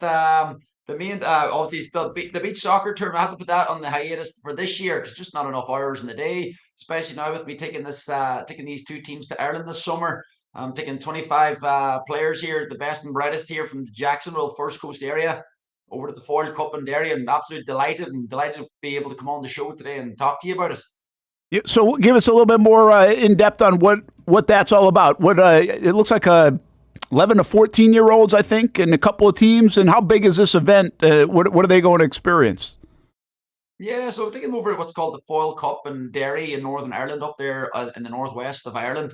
And lucky enough to say the Foyle Cup has been running for years, and this year's the biggest year. So 900 plus teams across from U8 to U17, coming from as far as field as obviously Florida, like myself, England, Ireland, South Africa, Australia. So the kids that I'm bringing over here to Northern Ireland are going to get a real mix of international talent to play against. I'm bringing 2 teams, a girls team of 13 players and a boys team as well of 12 players, ages between 11 to 14 across the 2 ages. So absolutely delighted with the response we've got, and obviously brilliant to be bringing a group to Northern Ireland as well, bringing a lot of these kids that haven't been across the pond before, letting them see Ireland for the first time. Yeah, what kind of experience do they get for these kids? Obviously, just a bunch of soccer and good soccer, I'm assuming, that they'll experience. But when you go overseas like this, you get to see the country a little bit too, right? I mean, I don't know if it's a vacation, but it's an experience at the very least. Oh, well, definitely soccer experience. Soccer, the first and foremost. Tell them they're kids and they gotta do a little bit of excursions here and there. But now we're going over there, especially the 2 teams. I'm going over there expecting to win, and they got it's an action-packed week. 2 games the first couple of days, and then obviously a game per day minimum. Then depending on how you do results-wise, and they're playing against teams obviously from Northern Ireland, England, Scotland, like I said. So they're playing. It's going to be a clash of 2 words. I played in the tournament myself as a kid back in 2003. So it's strange now, 20 years later, 22 years later, taking a team myself over there. It's going to be a clash of 2 words. Seeing a group of kids from Knockatee, Jacksonville area, taking on kids, from Belfast, Derry, different parts of the world. So that's going to be an interesting one to see how that pans out. Yeah, that's pretty cool. Soccer around here is really strong, right? Especially at that teenage level. I mean, we're talking pretty high-quality stuff. I was just talking to someone recently, and I forget one of the youth teams, so I'm not going to say the right one, so I won't even say it. But one of the youth teams, he sent me this list of where everybody's committed on this youth team, 16, 17, 18-year-olds, and it was Unbelievable. Like they were all committed, most of them power fours, but even, some D2s in there, but every one of them was committed to a place. We see that in baseball, a sport that we're pretty close to.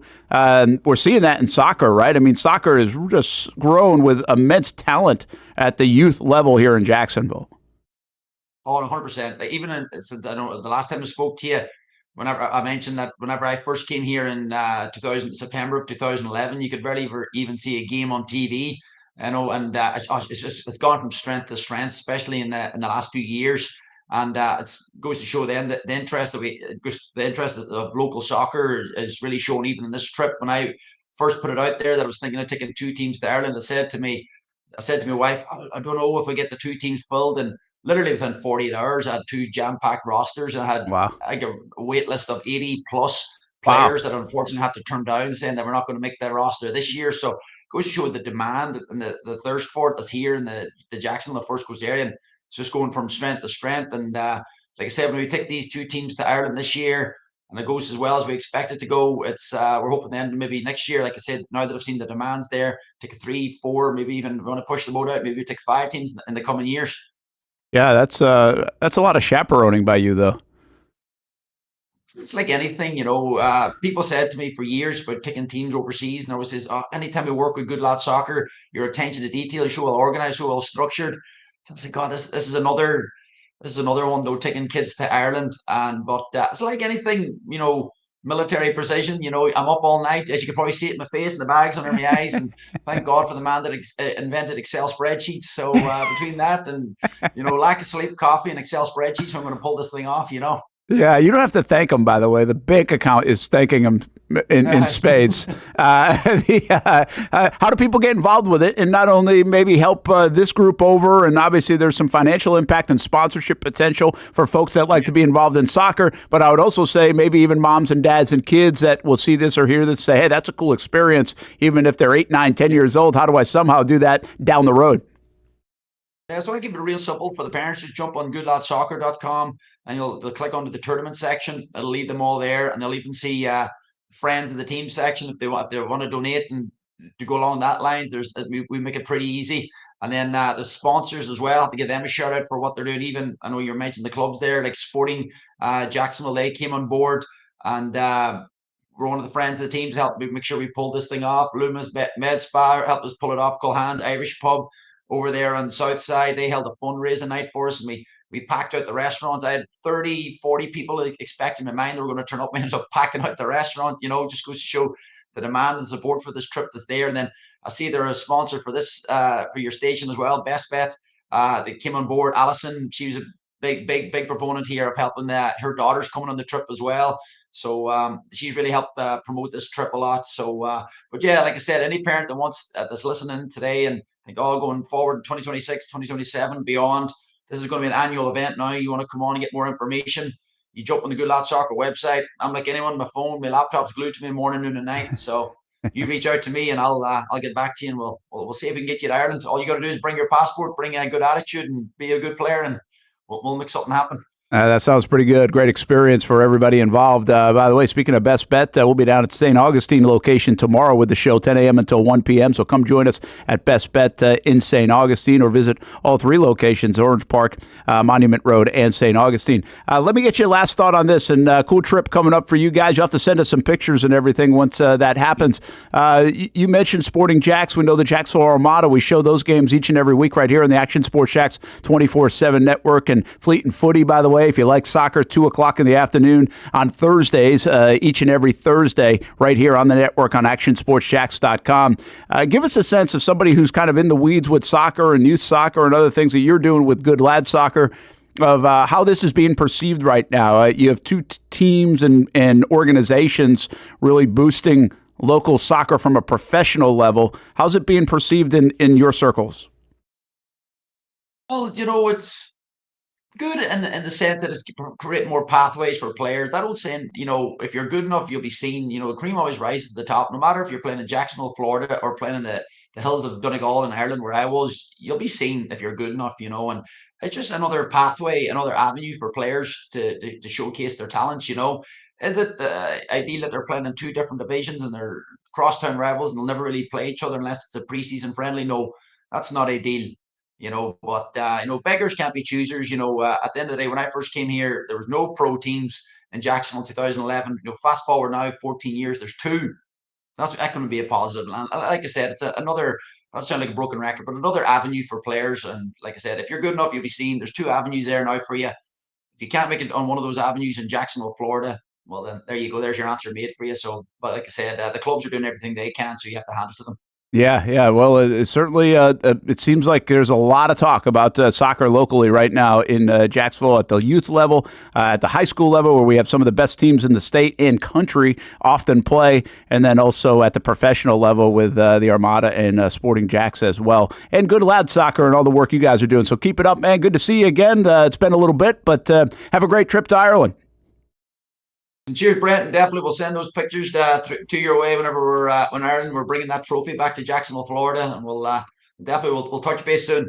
All right, I like it. Gavin Carlin, thanks for joining us here on the Brent and Austin Show on the Action Sports Jacks 24/7 network. Good guy there. We've talked to him in the past about some of the beach soccer they've brought to Jack's Beach and had some events out there, and now they're bringing a couple of teams over to Ireland. So check out their Good Lads Soccer website to get involved with that. And sounds like a cool opportunity. And just the travel ball world that takes place in. Jason Hamby. We have some changes to high school baseball and some rule changes that we might hit on a little bit later, but just a tweak of this new system that was in place this year. I've got a thought or two on the transfer portal. We haven't gotten yet to the college football playoff and 16-team format. We will do that as well. Let's stay on track, though, and get to a break, Hamby, so then we can talk about some of those things and then welcome Austin and Casey into the show at the noon hour as well. Do you like a 16-team college football format?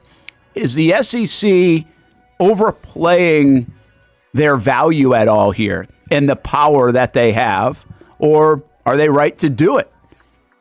Where do you fall in that conversation?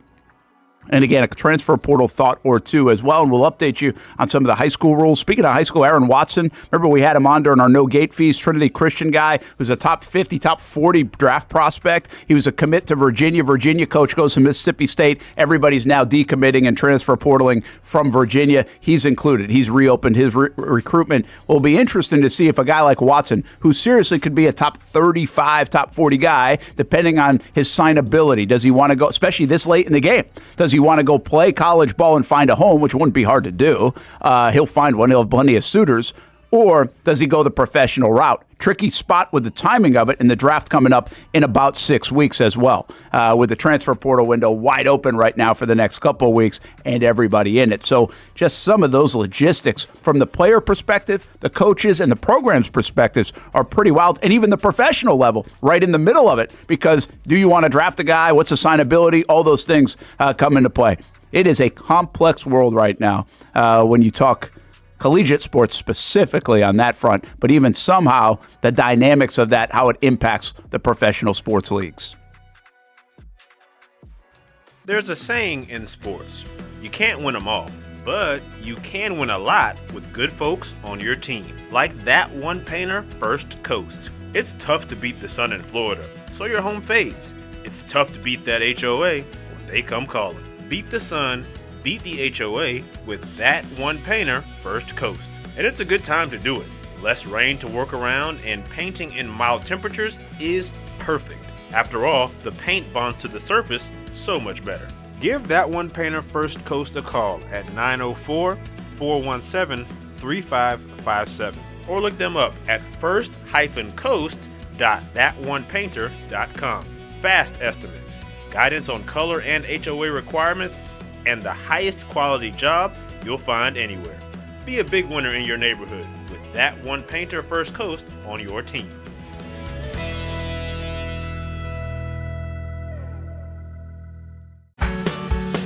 People helping people. It's at the core of what Alive Credit Union is all about, and it's been that way for over 70 years. From the start in 1954 to today, the mission remains to inspire financial wellness and give you a financially fit lifestyle. Alive Credit Union and its employees are committed to not only serving their valued members, but also our community here in Northeast Florida. I had a chance to see that commitment firsthand as Alive partnered with our Action Sports Jacks 24/7 team to bring you Armada men's and women's soccer broadcasts. Inside the 18, it is a shot, and it's a goal! Chloe Chivers! And that connection to the community continues with Alive Credit Union's support of the Police Athletic League of Jacksonville. Alive Credit Union's commitment to our community also involves serving the financial needs of all first responders through the recent merger partnership with City and Police Federal Credit Union. Join the community and become a member of Alive Credit Union today. Find out the many ways you can be inspired in financial wellness at alivecu.coop. It's fast-paced. Hands off on first down, and there goes Edward Vander. High fly. Wide open receiver. It's caught. Action-packed. Weekend fun. Fun for the entire family. It's the Jacksonville Sharks. I feel like anybody could play in this league. It's gotta be like backyard football, right? Whoa! This ain't the Arena League, Brent. This the indoor league, and they play defense here. It's a lot safer to just watch the professionals play. And watching is a lot of fun. A party in the stands at the arena for kids and adults. And it's indoors. Get out of the heat for the summer and watch the Sharks shine inside. Jacksonville Sharks football, season number 15. It's the drive for 5, and it's still alive. Get your tickets at jacksharks.com. Are you about to graduate high school and haven't decided on what you want to do when you get done? Well, one option is to apply to become a student in the Electrical Training Alliance of Jacksonville. Their program offers structured classroom and online training, along with on-the-job training so that you can earn while you learn. Still not convinced? The folks at ETA Jacks are a tuition-free 4-year apprenticeship program. There is no tuition and no student debt. Just pay for your books and your fees. That's it. Now, speaking of pay, students, they start off making $40,000 per year, including benefits, and they graduate, get this, making over $80,000 per year, including those sought-after benefits. Now, that sounds pretty good to me, and if that sounds good to you, it should check off a lot of boxes. So head on over to etajacks.org and apply by May 15th. Again, the website right here, etajacks.org. Don't wait, apply today.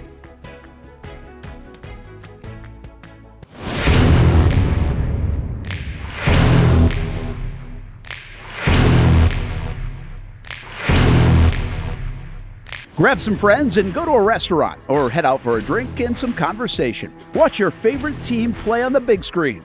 Or how about play some games? You can do all of that in one night at Best Bet. Each location has a different vibe, its own personality, like here at the original Best Bet in Orange Park. When you walk through these doors, everybody knows your name. And here in St. Augustine, it's the newest location. Play some poker. How about the table games? And don't forget about Ace's Sports Bar and Grill. And then there's the Jacksonville location right here on Monument Road. It's the biggest poker room in the state of Florida. Maybe you'll find yourself a seat right here at the final table. Best Bet, where you can have the best of times. And that makes you always go home a winner. Try any of the 3 locations, and you can always visit bestbetjacks.com. Welcome back to the Brent and Austen Show, streaming on the Action Sports Jacks 24/7 network. Your Braves suck. We're terrible. They suck. I thought after the beginning, when they rallied from that, it was like, okay, we're good. Yeah, we were fine until 2 weeks ago. We finally hit 500. And then, Brent, it's so bad. We fired our third base coach. I saw. Did a couple of teams do that, or was it just you guys? No, it was just you guys. Us. I think it was just you guys. Matt Tuiasosopo, see you later. You're getting guys thrown out by 20 feet. Who's your GM again? Is like Kostakopoulos or whatever. Alex Anthopoulos. Yeah, there you go. Kostakopoulos used to be the Providence baseball coach. Went to Maine, and I think might still be at Navy, by the way. Coach K used to do camps for him. So that's. But I knew it was something like that, whatever it is. Okay. And he said, I think I saw this. Like this is the first time in 14 years or something he's ever made an in-season coaching move. Yeah.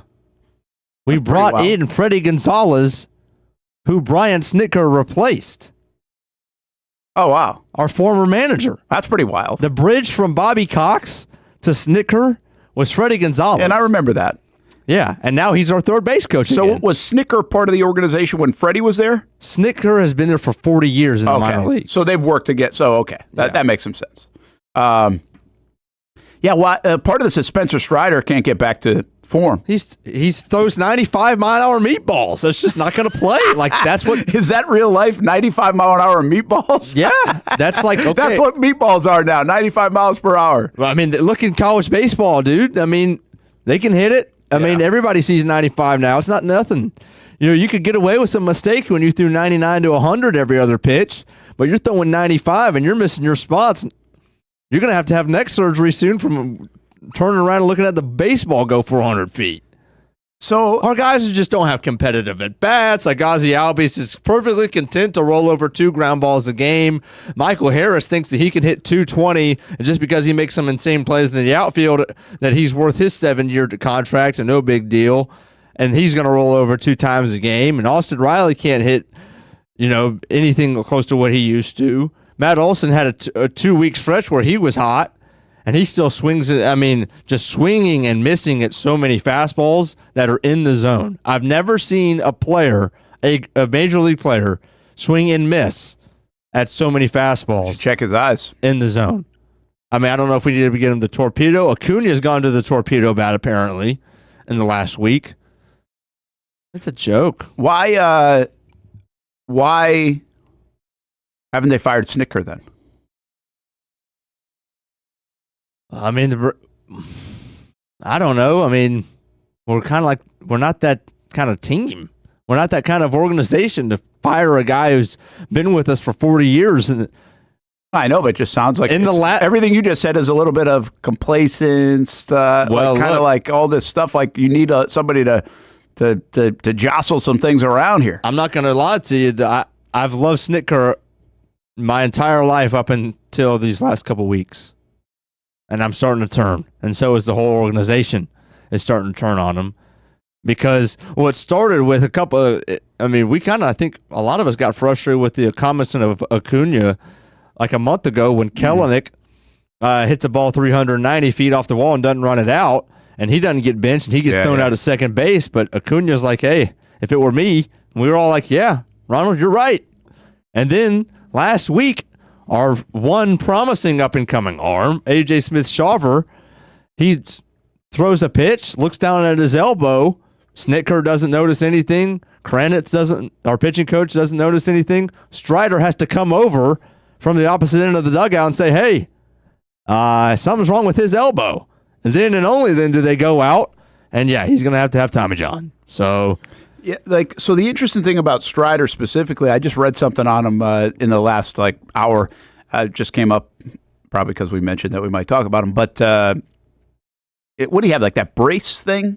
Yeah, he didn't technically have Tommy John surgery. Yeah. So anyway, there have been 13 guys they said that have had the brace, and I think I don't know if they said 4 of them didn't return or 9 of them didn't return. 4 didn't return. 4 didn't return. Never played again. 9 of them.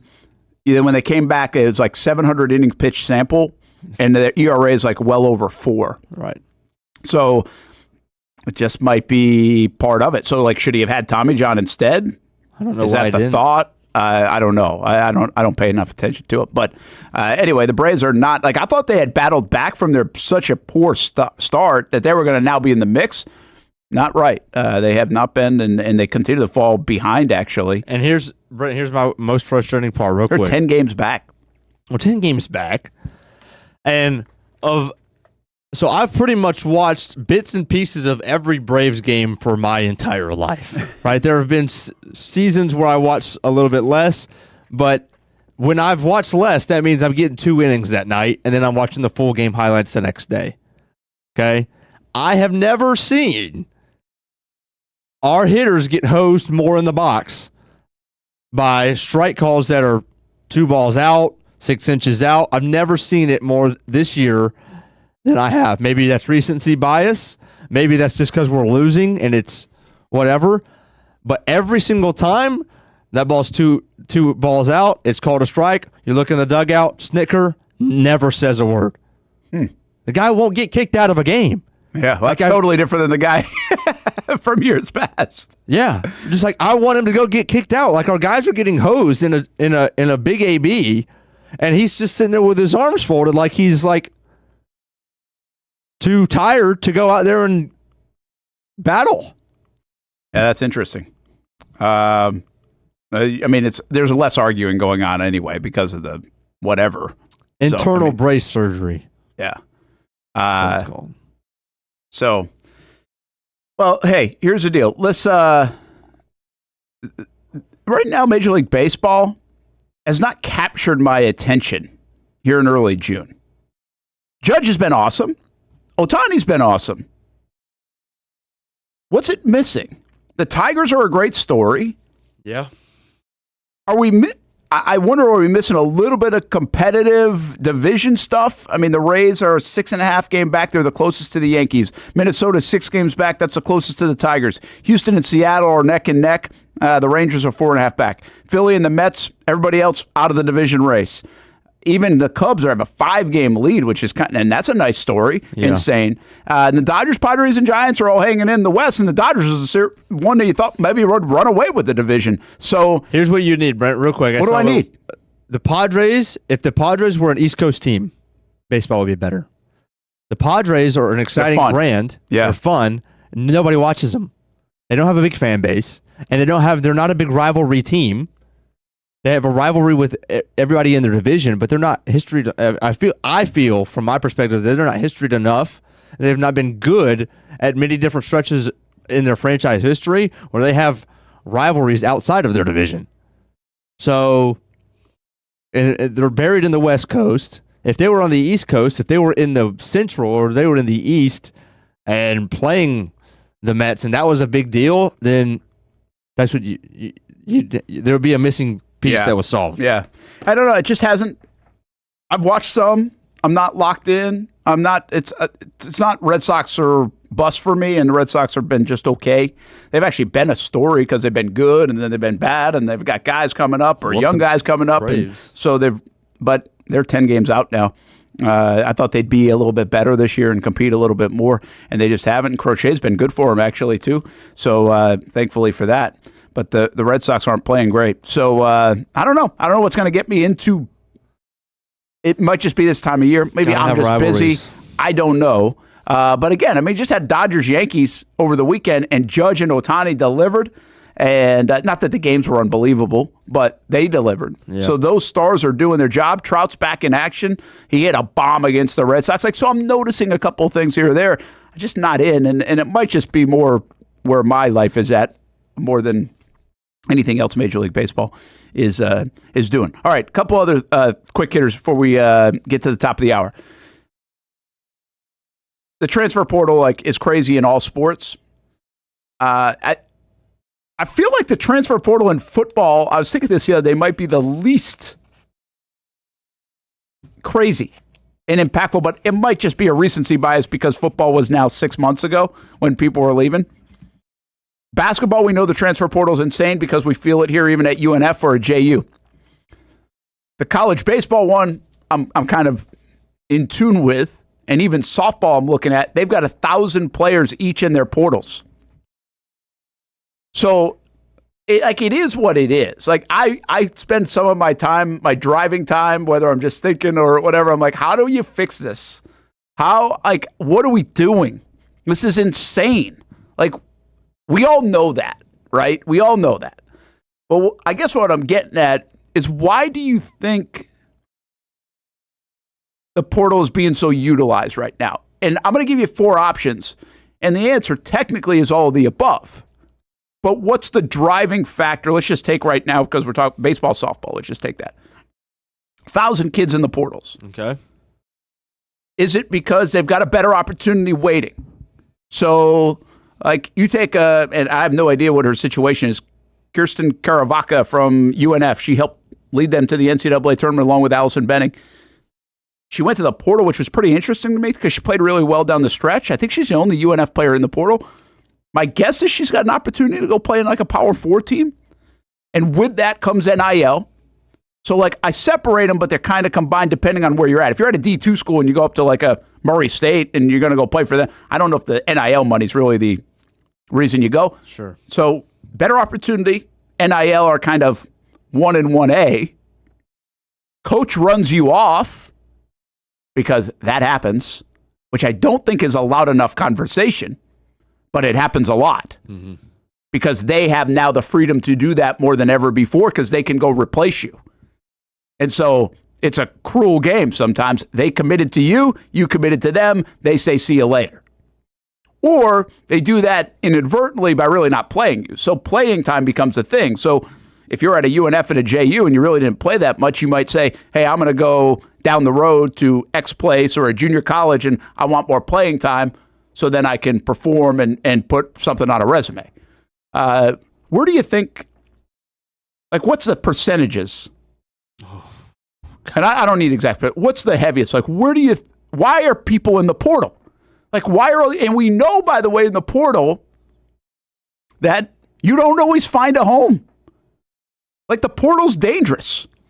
The portal, you don't really want to go in unless you have a really good idea what you're going to do.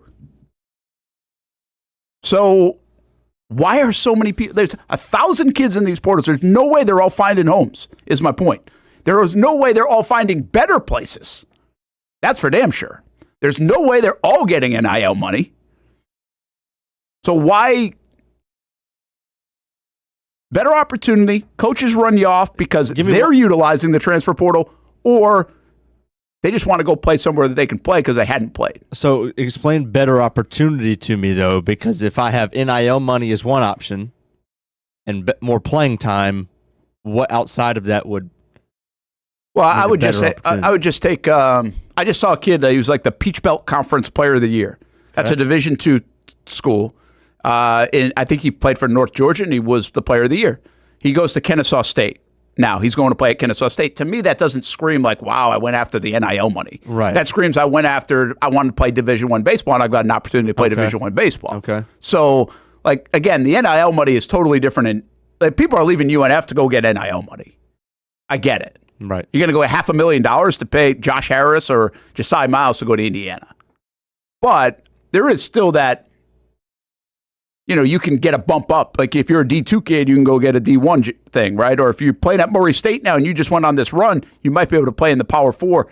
But if you do that, usually NIL money comes with it. Yeah. But I still think opportunity to play in the SEC or the ACC is more paramount than probably the dollars you're spending on you. I would think, but I don't know. Yeah. That's why I kind of grouped that one together because I think they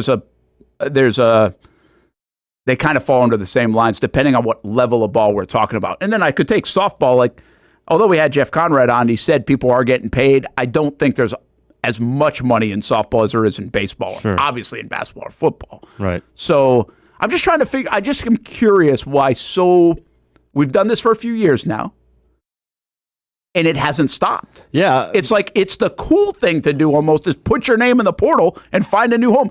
It's like, it used to be the cool thing was to wear a uniform of the school and be that's your alma mater. The cool thing now is to have 4 of them. That's what it feels like to me. Yeah. But I also think hidden in here is coaches taking advantage of this in a big time way and just running people off and trying to find the next good thing, which I don't think really breeds good culture, program, consistency, anything else. I think of the 4, I still don't. I know what happens. I still think coaching running them off is the least of the 4. And to be honest with you, I think this depends on the sport because when you look at the basketball transfer portal, a lot of those guys were not transferring because they needed more playing time. They were starting where they were at. They were trying to level up for either better opportunity, aka more money, right? The fact of the matter is with baseball, with 1,000 kids, everybody might be getting a little NIL money, but there's still plenty of people that are not. Like, it's not spanning that much. It doesn't. Right? Yeah. So it's not like basketball. I mean, listen, UNF is UNF. They're trying to get in the NIL game. Like Right. they are. Like they might budget $500,000 at some point in the near future for NIL, maybe more. So like you could now you got 12 players, you can go make $50,000. Right. Like that's pretty good money. That ain't happening in baseball at JU and UNF. Right. Is the point to that. Right. You might get a couple $1,000. Yeah. Like, I mean, Allison Benning actually was on NIL deal with a local business and restaurant. But again, it wasn't like paying $50,000. It was more like a partnership to be like, hey, we know we've got a really good talent here. Let's see what we can do to take care of her, right? Right. So that's why I would say, I mean, basketball, I think, was all about the money. Well, Not about the playing time. Basketball, I mean, did you see North Carolina just went, I just saw some, they invested, they found $14 million basically to play with for this year's roster. So there you go. It's not about playing time. Well, in basketball, it's all about money. Exactly. In basketball, it's all about money. Like baseball, a point is worth like $100,000. So are you asking me specifically baseball and softball? Well, I think I am. Yeah, I don't think it's NIL money then. I think better opportunity. I think, well, number one is there's so many players still. I mean, we're still feeling the effects of COVID so much. Well, we're done now with that. Like, we're about to be done with it. This is it. I know. But in the past, I would say the number one reason is playing time. Is you didn't play enough, so you're going to go down to JUCO. Yep. Or you're going to go sideways to a coach that has a hole that you think you can fill, and at least, you're competing for a starting job. Yeah, there's really another category here, by the way. There's coaches' moves, right? So Virginia coach leaves, now everybody leaves. Mercer did this in softball. She went down to Florida Gulf Coast. There's like 10 people in the portal from Mercer. So that connection with the coach is a big thing because now you got to hope that other coach believes in you. So there's just a lot of circumstances here, but it ends up with everybody being it. I've got one other thing that I haven't. This is probably saved for like a show someday. This is my How to Build a Program show. That if I'm like a mid-major or a lower or a D2 or whatever, I don't even know the cutoff anymore because even the mid-majors seemingly are getting involved. Like I wouldn't think, I wonder if Maury State's going to sooner or later get involved with paying people now because they had a good year. I don't know if that's going to happen or not. I can't imagine they were paying people. But I have there's a domino effect question here, and I got to ask like Nick Morrow this or somebody else. Not the Floridas and everyone else who got a ton of money. But again, Ashland University to UNF to you name it.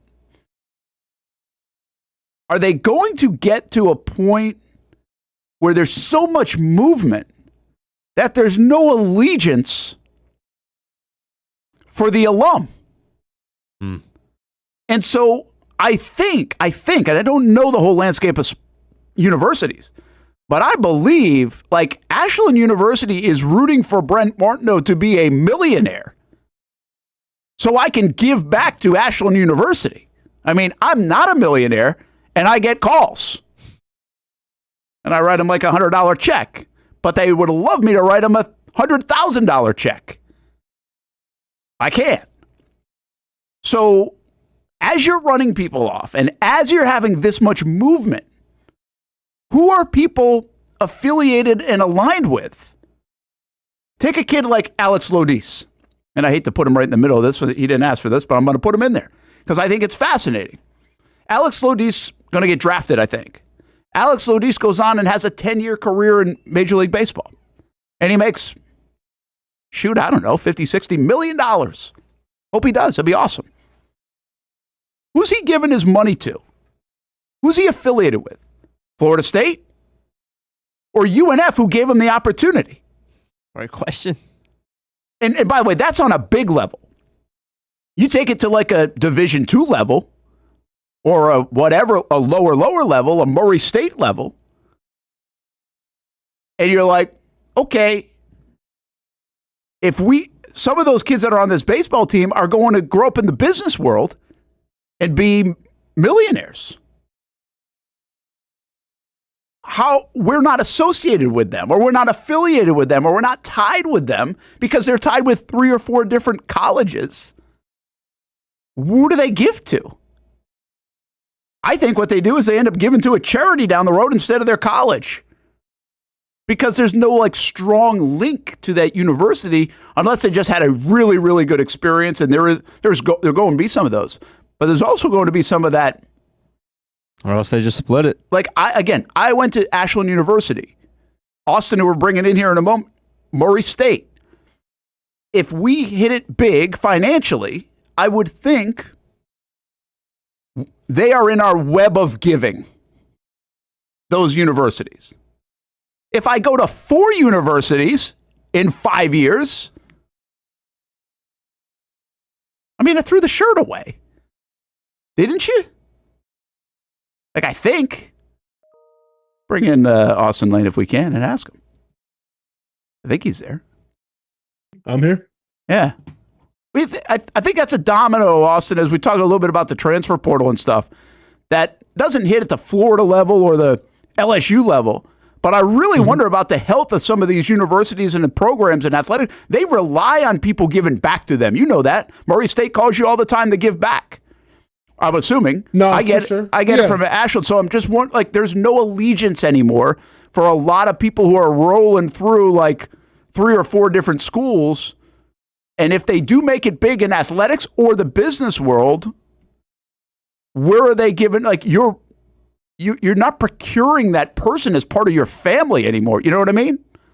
No, absolutely. Yeah. I mean, obviously, in terms of loyalty, a player could play at 3 to 4 different spots now in college. So one would think that when it comes time to donate, they may not feel as strongly. But I also think, like, when it comes to NIL and when it comes to trying to get resources to pay these players, like, I don't necessarily think it comes from former athletes. I just think it comes from, rich alumni that are sports fans. Like, that's what you see in Texas Tech. That's what you see around a lot of places. So I'm not even really sure. Like, I can only speak on behalf of myself, which Murray State, obviously, I'm sure that they always do target former athlete alumni. But, like, I'm not sure of the bigger schools, like, how much it's focused on, hey, we have to go after these former players, and let alone just go after, former students who are now rich and successful.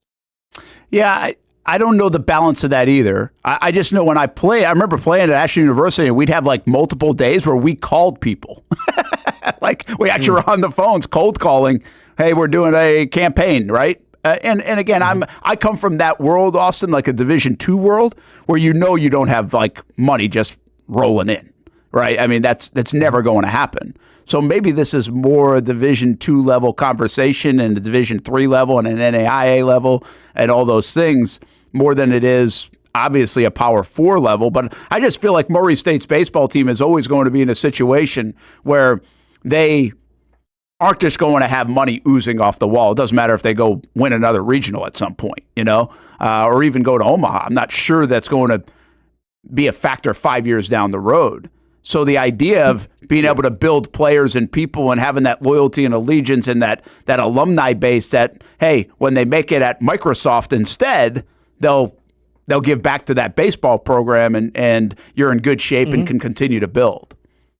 Yeah, I mean, once again, just speaking on behalf of Murray State, because, I have a really great friend who is now the AD there, and it's a guy that, I shared a locker room with. We both played football, and now he's the athletic director. And, like, he kind of broke it down for me, and just in terms of NIL, in terms of, like, where the money goes, in terms of what sport and everything. And, he made it a point of saying, like, in terms of boosters and in terms of, like, alumni, I mean, that's where everything is, right? Like, you can get some, like, what do you call it, like sponsorships or like local businesses helping out, but like it mainly comes from former alumni who have made it big in whatever area field that want to give back to the program because they're sports fans, and that's where predominantly the NIL money and everything comes from, at least from Murray State. Yeah, well, that's good. That's good little, and I didn't know that. I prefaced this conversation with, I'm not really sure, and I've heard stories even at my alma mater too, like.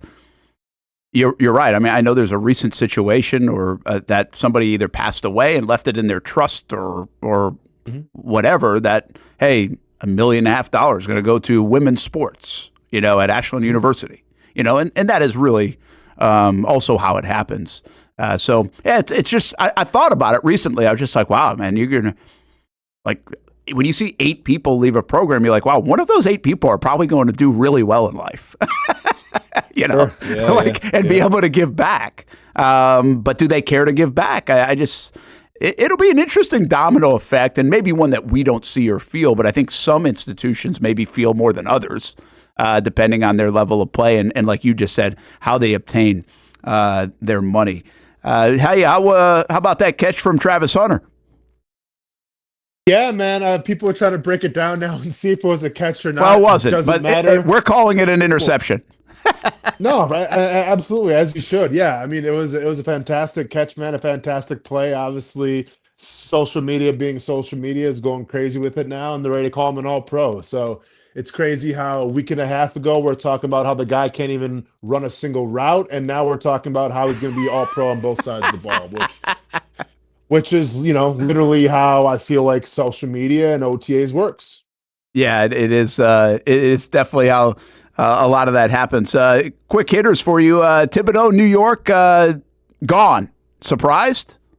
Yeah, absolutely. Yeah. The whole world of the NBA, I mean, obviously that they have a plan, whether it's going to be Malone coming or something. I don't know. We'll see. I hope you have a plan if you fire a guy who's literally gave you the best record and best result in a long time there in New York. I'm sure Jalen Brunson and company are going to be a little happy about that, though, because they can probably get a little more of a break. Because when you only play 7 or 8 guys a game, and you play them for 30+ minutes, that can kind of wear on the body a little bit. I think you kind of saw that towards the end of the run there for the Knicks. Hopefully they have a plan, but it's shocking how you can literally go to the Eastern Conference Finals and then get fired because you didn't win it. It is unbelievable. I mean, it's really, and it's been it feels a little bit more like a hockey move, doesn't it? I mean, this has been a basketball move now for a while. Like when the Grizzlies fired their coach, when the Nuggets fired their coach, like I just feel like this is on brand this year for the NBA. Is where like if you don't win a championship, you're on the hot seat. Yeah. Do you think his, I don't know, I keep coming to load management's not the definition of it, but the idea that they got tired. It looked like everybody feels like they got fatigued. The management of the roster and the minutes, is that really at the end of the day why?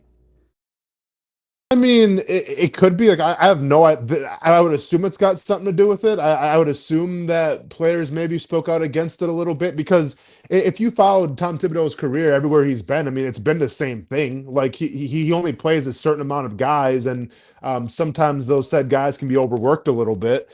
I mean, a lot of guys have spoken out about that, so that might have something to do with it. But once again, it's hard to argue about the results. It's almost like the Tom Coughlin scenario, like where training camp was so hard back in 2017, but then you look to see how they did, and it's like, well, maybe that's the trade-off a little bit. So you saw what happened to Tom Coughlin, though. He couldn't sustain it. Unfortunately, he was let go. Now you see it with Thibodeau as well. Yeah, pretty wild stuff. One other thing we haven't got to yet, 16-team college football playoff. We'll just brush it here for a moment. Do you like the idea of it? I mean, do we really? I guess because, hey, it's going to generate more money and that's what it's all about. But, like, do we really need that many more football teams in? Like, I think we saw it last year. And I think last year was great, right? Because you can sit here and say, well, would have Ohio State made it in if it was just 4? So I kind of like the way that it is now. I think if we start talking about more and more teams being, invited, then we're talking about, more and more possible blowouts. Because I think, and me and Hamby have broke this down many times, like you have your top tier teams, like your 3 or 4 or 5 or 6 best teams in the country. And then I feel like there's everybody else. And yes, sometimes there's going to be an upset, but like realistically, would the 15th seed or 16th seed end up going to win a national championship? I have a hard time believing it. Hamby, what do you think? Do you like the 16 or rather not? If it was back to me, we go back to the daggum BCS. Golly. I'm kidding. You want? I got a new get off my lawn. I got a new get off my lawn. Like 16's what's that called? joke. Animation that we're going to break out at some point. You want me to just break it out for you right now? You want to jump on the mower? Yeah, you got one. You got it. I should have given it to you. Hamby, here's what you should do. Look at like the rankings, like the last final rankings from last year, and like see who was the top 16, and like let's see then like who would have been in the tournament last year? Well, I mean, it would have helped the SEC because Ole Miss would have been in. I'm guessing South Carolina would have been in. I'm guessing Alabama would have been in. So three probably of the. Yeah, they were. I think 14, 15, that's why the SEC's in favor of it this year. I don't think it's a good idea. It's like you don't need it. Just in the same way that I don't think the 15th seed would ever win a national championship. I think I would be one who stays consistent and says, well, the fifth best SEC team, who happens to be the 15th seed, cannot win a national championship either. I thought South Carolina was good last year. I didn't think they could win 4 games and win a national championship. I don't think there was any way in heck. You know, Ole Miss is not consistent. They'd show it one game and then lose at home to a crapshoot team as well. So they're not going to do it either. Like, let's just keep it at 12. At least give yourself a shot to see the 12 with the correct seeding now that we've at least changed that and not the auto crap that we knew from the jump would not be a good idea. Yeah. And at least just give it a shot for a first year and see what happens. I don't mind that, but obviously there's a tight window here, too, that they're working on. I'll give you 2 things that I think I don't mind the 16 in. And see, I don't buy what you just said because I also don't have Murray State playing Duke in the Super Regionals. That's sports. Like, that's baseball, Brent. Brent, that's baseball. Doesn't matter. Don't compare baseball and football, please. It doesn't matter. UMBC shouldn't beat Virginia. Like, it's sports. South Carolina was playing really good football at the end of the year. Why couldn't they have won 4 games? Like, that's a bad argument to say I don't think they can win 4 games, especially a team out of the SEC, right? Of course, SEC team. We're not talking about like Furman getting in at the 15th seed. Like, that's not what we're talking about. So I just think some years you're going to have quality teams. I thought last year was a great year that we had pretty open. It wasn't a dominant team, it felt like. Now, the cream rises to the top, and sure, those were 2 that you could suggest would be in it, but I don't think it was a dominant year. There are going to be some years where it's like, oh, it's going to be pretty easy. There are 3 teams that probably win it. That happens in college football. And then there are other years that I think it's going to be pretty wide open, and you could get a 14 or a 13 or a 12, whatever. And if Alabama was the 13th seed, people would have started throwing money on them for them to win it all. I mean, okay, but then let's take a look at it. The football attorney last year. Like, what was the big shocker? What was the big surprise? Like, Boise State didn't do it. Arizona State didn't. Like, what was the thing? I was like, oh wow, yeah, that's like Murray State winning in baseball. Yeah, I think Arizona State kind of felt like that team at times. I know they didn't pull it off over. I can't even remember. Was that an Ohio State one or Texas? Texas. But I felt like that for a little bit, didn't it? Like, and they were close. They had a chance. They just didn't win the game, but they had a chance. They were a little bit more like my Little Rock this past week. But I just, and here's the other reason why I like the 16, because I think we're used to 16. When we see a bracket, we see 16 teams or 8. We don't see 12. I think there's like a subconscious about that makes it make sense to us. And college football has been very confusing for a long time. So I kind of I do. I mean, I don't know if that's a driving factor to go to 16, but I do like that part about it. Yeah, that's what, I mean, that's where Austen and I are all set when we get to the visual, appeal of the bracket on the paper instead of which team deserves to be there and which teams don't. Yeah, I think South Carolina and Alabama as a 13, 14, 15 seed potentially last year would have easily been able to upset somebody and knock them out. Like, you don't like the idea of that? Yeah, but this year, when those 3 teams aren't SEC teams, I'm going to say no, and I'm saying no this year. That's just, I almost swore. That's stupid. But okay, so here's the thing though. Like, we can sit here and watch basketball and watch a 16 seed beat a number 1 seed. We can sit here and watch baseball and watch Murray State do their thing against Ole Miss and Georgia Tech. Why? Because, well, in those sports, like, sometimes teams can have an off night shooting. Sometimes a pitcher can have an off night. Like, in football, and don't get me wrong, like, yeah, there's upsets that happen all the time in football. But in football, 9.9 out of 10 times, the stronger, faster, more talented team is probably going to carry on a lot longer in that tournament than the Cinderella story. Like, it's completely different, a setup. Like, in basketball, if you have a team that can shoot hot through the whole tournament, well, then guess what? They can maybe go out there and make some noise and be the Cinderella story. I just don't really see it happening in football. Yeah. Well, we'll see.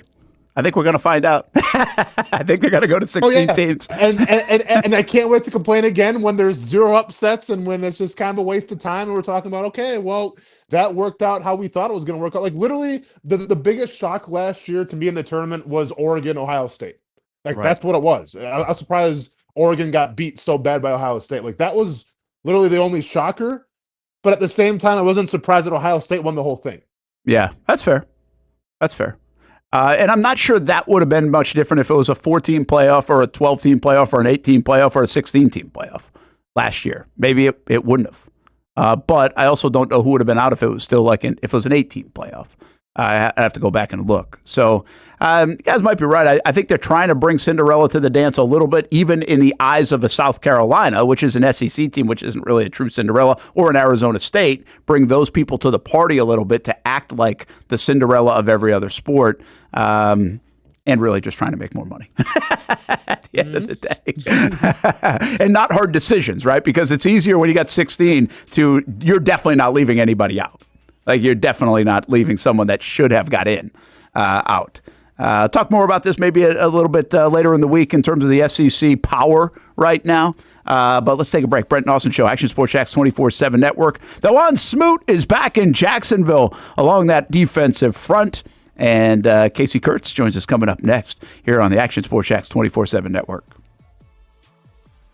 When it's time to get a new car for anyone in your family, just remember, nobody but Nimnick, the #1 Buick GMC dealer in Jacksonville. Get the latest price breaks on 2023 and 2024 models or the newest 2025 vehicles in the showroom on Phillips Highway or shop online at nimnickbuickgmc.com 24 hours a day. GMC Sierras, Yukons, and the redesigned Acadias, or get the all-new redesigned line with Buicks. It's nobody but Nimnick, and part of the reason why is this is a first-class buying experience here at Nimnick Buick GMC. You're not just a customer, you're a friend. This is about getting a vehicle that best fits you and getting you on the road, and also helping you and your family down the road. Nimnick has a treating you right guarantee, courtesy, respect, fairness, and most Buicks, GMCs, and Jacksonville's only Car Bravo dealer, nobody but Nimnick. Who has put in the most years and stands behind a better experience? Nobody but Nimnick. GMC. We are professional grade. If you look good, you feel good. And the medical professionals here at Ponte Vedra Vein and Aesthetics are here to make you feel your best. I'm on camera every week, and I have a confession to make. I'm not always confident in my appearance. Can you see my dark circles? Is my makeup highlighting my fine lines instead of covering them up? I question it all. So when I found out about the wide variety of procedures here at Ponte Vedra Vein and Aesthetics, I knew help was just one appointment away. Medical Director Dr. Megan Deacon Casey and her board-certified physicians have been using the latest in cutting-edge technology for the last 10 years, giving men and women their personal confidence boost. From Botox, fillers, Morpheus 8, and so much more. The hardest part was figuring out what I needed. Thankfully, the medical team walked me through what would work best for me through a free consultation. Come look and feel your best with the team here at Ponte Vedra Vein and Aesthetics. Visit them at one of their 2 locations, either over in Ponte Vedra or on the south side. I've been telling you about CGC Water Treatment and Plumbing for a long time now. Their drinking water systems remove up to 99% of contaminants. We've had a Connecticut water softener and drinking water system in our home for more than 7 years. You can see the difference whether you're washing clothes, the dishes, or what I like to do most, fill this up for some coffee every morning, and mostly all day. Remember, if you're not filtering your water, you are the filter. Don't be the filter. Right now, you can get a free Connecticut reverse osmosis system with a purchase of a Connecticut Premier Softener. The experts at CGC Water Treatment and Plumbing will test your water for free and determine your water score. Don't know your water score? CGC will find out and recommend the appropriate Connecticut water treatment solutions so you can improve it. Call 904-552-1242 or visit cgcwater.com. Ask about our 90-day love it or leave it guarantee. CGC Water Treatment and Plumbing, an authorized independent Connecticut dealer. Florida license number CFC 1432579.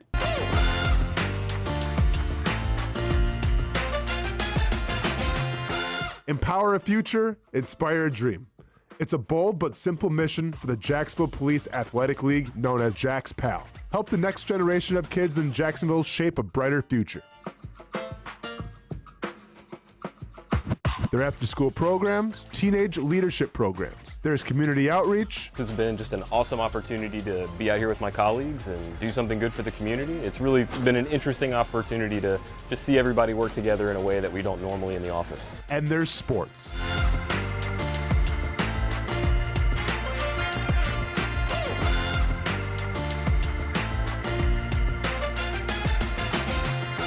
There are also ways you can help the next generation with a donation of any kind. Just visit jaxpal.org to get more information. Empower a future, inspire a dream with Jax Pal. Most of us know how to throw.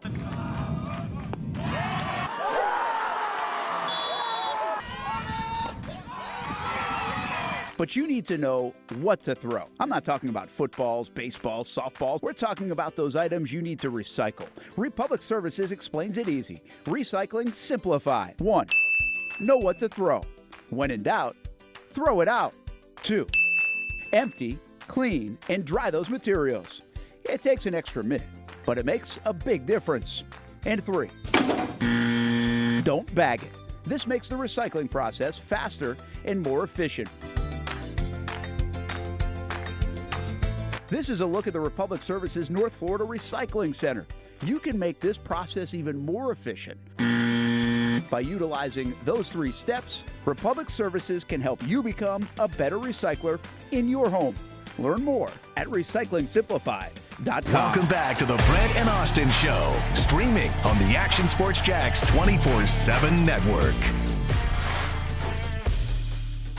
All right, Jacksonville Sharks are back home this Saturday, 7 o'clock against the Arizona Rattlers. And get on out there to the arena. You see it at jacksharks.com for tickets. There's the number right there. And a nice inside if we get some of these late showers and storms or it's just hot. You got air conditioning inside and no rain inside the arena. So go check out the Jacksonville Sharks at home on Saturday. We'll have Shark Bites, 7 o'clock on Friday. The weekly coaches show and Shark show previewing the game, 1 o'clock on Saturday on the Action Sports Jax 24/7 network as well. So check out the Jacksonville Sharks on Saturday for what it looks like a couple more games here at home.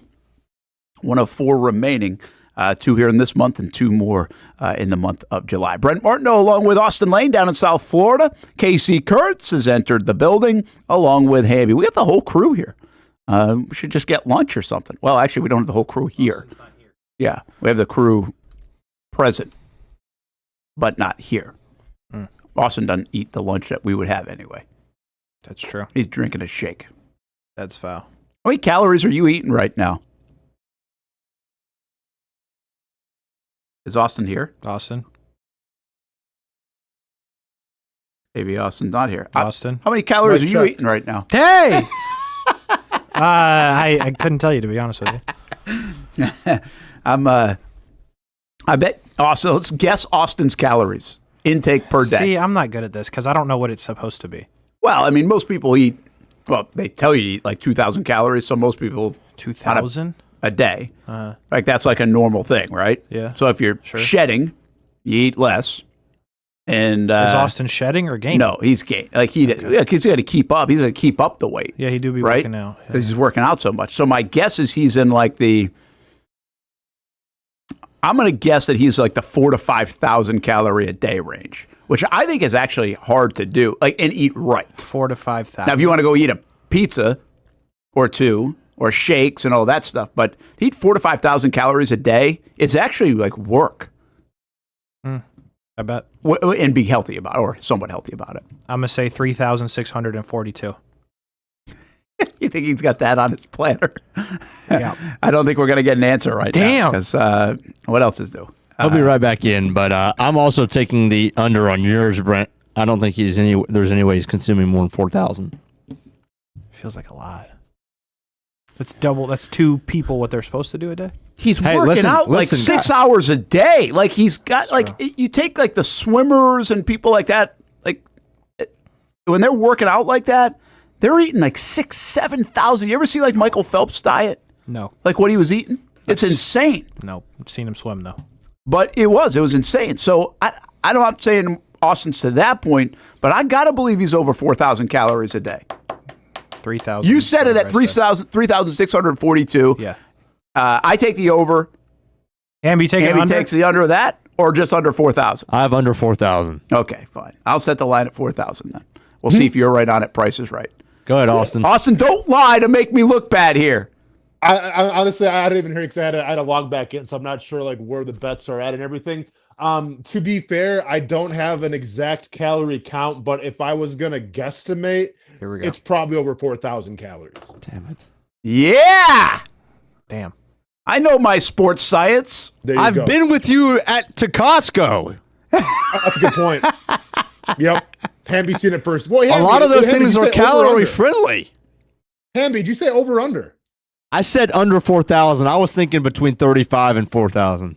Yeah, I mean, to be fair, it's probably around that range, but I'm just thinking, man, I can go through like 3 cups full of like walnuts, and that's those are very calorie dense foods. So that's like probably 800, 900 calories right there. So I just think in terms of my snacking and in terms of my breakfast smoothie, I'm probably in the 4,000 range. I did forget the walnuts that you grabbed at the very end of that Costco run. So. Very calorie dense, Hamby.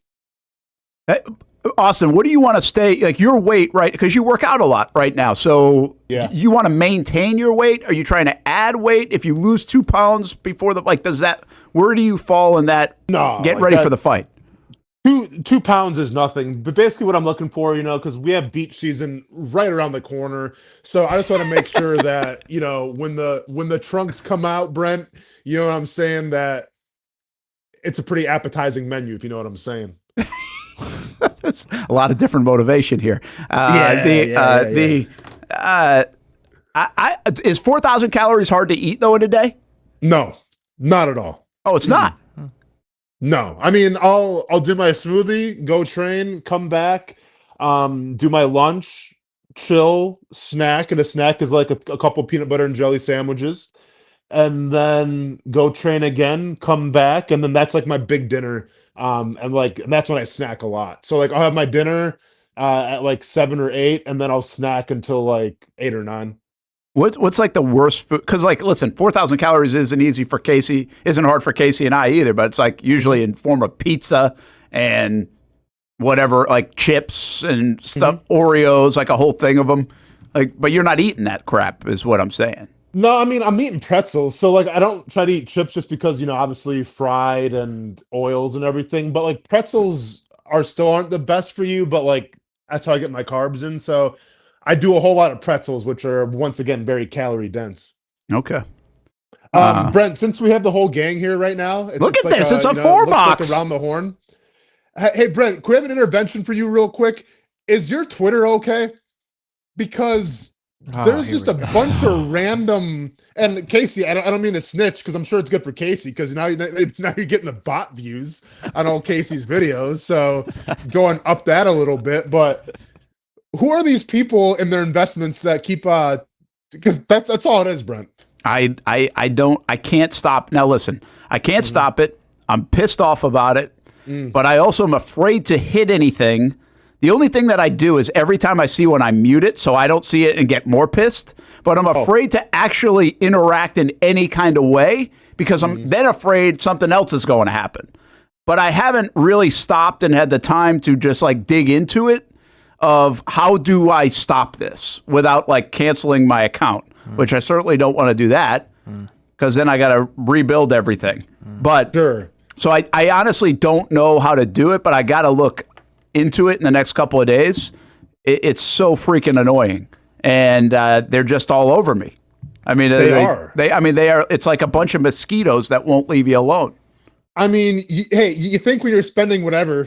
$15 a month on that Twitter Blue, you think you can buy some mosquito repellent with that money? I know it. I know it. I don't know if it's a Twitter thing, if it's just they found Brent. Like it's all it's the same thing over and over. Now they've gotten a bit craftier as of late, where they'll even comment on like a Travis Hunter thing or an ETN thing, yeah. And so they'll be like almost interacting. But they all look the same. Their investments that they're interesting. My followers are going up. But they're no doubt bots, and they're all like AI-driven, like what what are those called? Avatars, right? The handle, the picture. Yeah. So, yeah, it's freaking annoying. I'm so frustrated by it. So apologies. So what I don't know is how does it show up to everybody else? Just shows up like under the comments? Yep. Shows up to me like you are one of the biggest crypto bros that I know, Brent. That's basically what it is. But is it all crypto stuff? Oh, That's it is kinda all what I've crypto. gathered. I mean, I haven't seen. I don't like it deep Like dive I into just it, got but one. It appears to be that. I just got one. It said, "Great to have read." It's always great to have read this gentleman's post. His analysis is great. Thanks for sharing. Now it's got like, yeah, it does have the moon thing, but it's also got a flower and a thumbs up. I mean, what the hell? Brent's been compromised. Yeah, but I don't know if that's like a sign of. I mean, I've been compromised to some degree. Brent, be honest. Were you paying for followers, Brent? Is this what happened? Were you paying the whole time for followers? No, but I do get a thing like all the time. It says, "Hey, you can have 100,000 boosts. You can boost this 100,000." I'm like, Casey, are you hitting that? Did you do something, Casey, to my Twitter? What makes me laugh is how much space this is taking in your head. Like here's the thing. Well, it's not like you're getting followed in real life. Just ignore it. Like it's the internet. Like this is like the 4th or 5th time it's came up on the show. Just like move on with life. Like it's blowing my mind how much space this is taking up in your mind. Like who cares? I'm sorry for bringing it up. It took up space in Austin's mind. It's just funny to. I haven't addressed it yet. I'm just wondering why I keep getting. Yeah, Brent, you're always surprising people. Thank you. Unbelievable. Can we just spell something? Go ahead. Something. SOMETHING. Atta boy. Good stuff. All right. You remember when you had your spelling bee bit the other week? Because there was like the National Spelling Bee. We never got to it. I never got to it. Yeah, we never got to it. We never will. This has nothing to do with that. But I stole this bit from actually the Young and Norvell show. I thought it was a good bit. Nice. They didn't actually do every it. afternoon, 4 to 6. They didn't actually do it, but they mentioned it. And I was like, I should have Austen and Brent spell some stuff. You guys good spellers? Hamby, can you spell? I'm a good speller. Shouldn't have said that, but I don't like that confidence. Yeah, that's I can spell. Okay, Brent, I'm a good speller. A citywide spelling bee champ, or at least participant. Champ or participant? Those are two different things. Champ did you out of show the up or school, did you win? And then school, and I was in the final 3, so I didn't actually win the whole thing. But 2 years in a row, I went to represent the school, I think it was. And I don't remember the second year that I went out on, but either in 4th or 5th grade, I went out on the word heinous. So Brent was like representing the AFC South in the playoffs. Got it. So what I'm hearing is you're a 2-time spelling bee loser. That would be the inscription. You didn't win either time.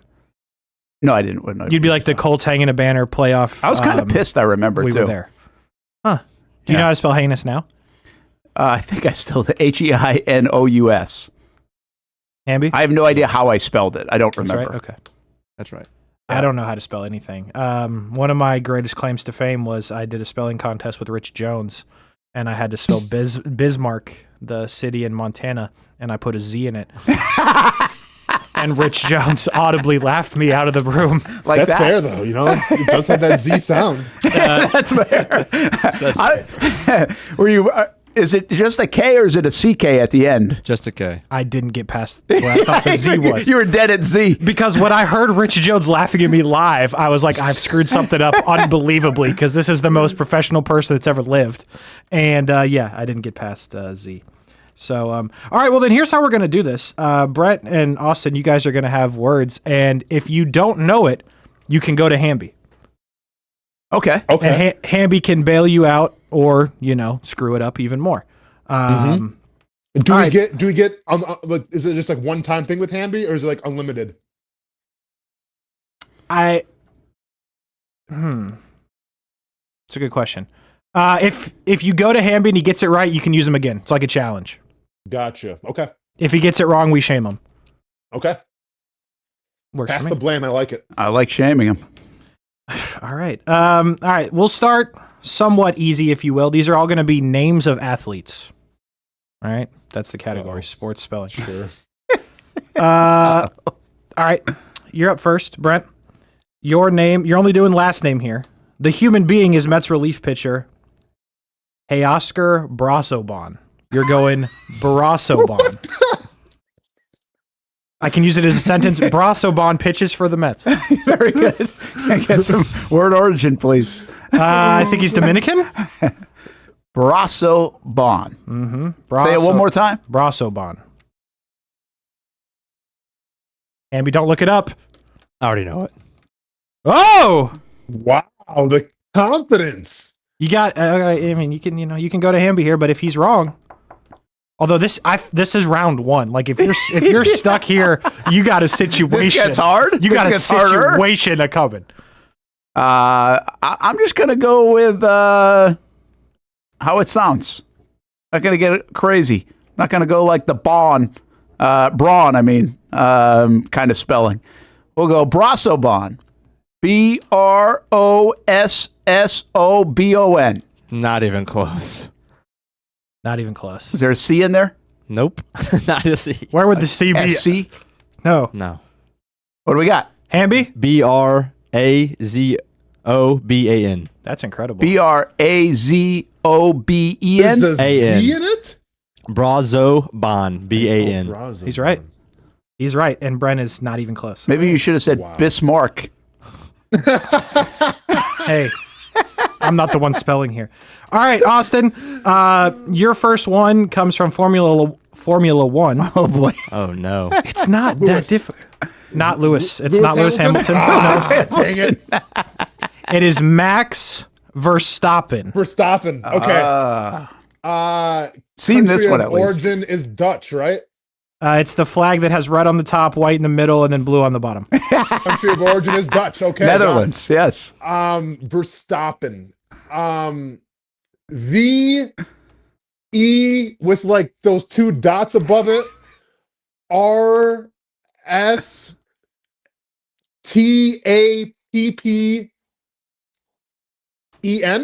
Verstappen? That's correct. Yeah. Wow. How about that? That was impressive. That is correct. The only reason I knew that one, shout out to Stuart Weber. Okay. No, for real. Did he text Stuart you? Weber always talks about him. Oh, yeah. Fair enough. Fair enough. All right, Brent, we're going tennis. This is an American, even though it seems like it should be France, whatever. His name is what? Shelton. Stop jumping the gun. They're not that easy. This is Francis Tiafoe. Okay. Oh, okay. I should have seen this enough to know. Tiafoe. T-I-A-F-O-E. That's correct. Tiafoe. That's correct. Not a baby. The boys are on fire. Austin Lane just made his MLB debut. Jack Caglione. Oh, that's a good one. Oh, man. Italian? You would believe so. Yes. He's from Tampa, though, but yeah. Okay. So let me put my mind in. Jack Caglione. Okay, so Yeah, I would go that way. Caglione. Okay, so Caglione. C-A-G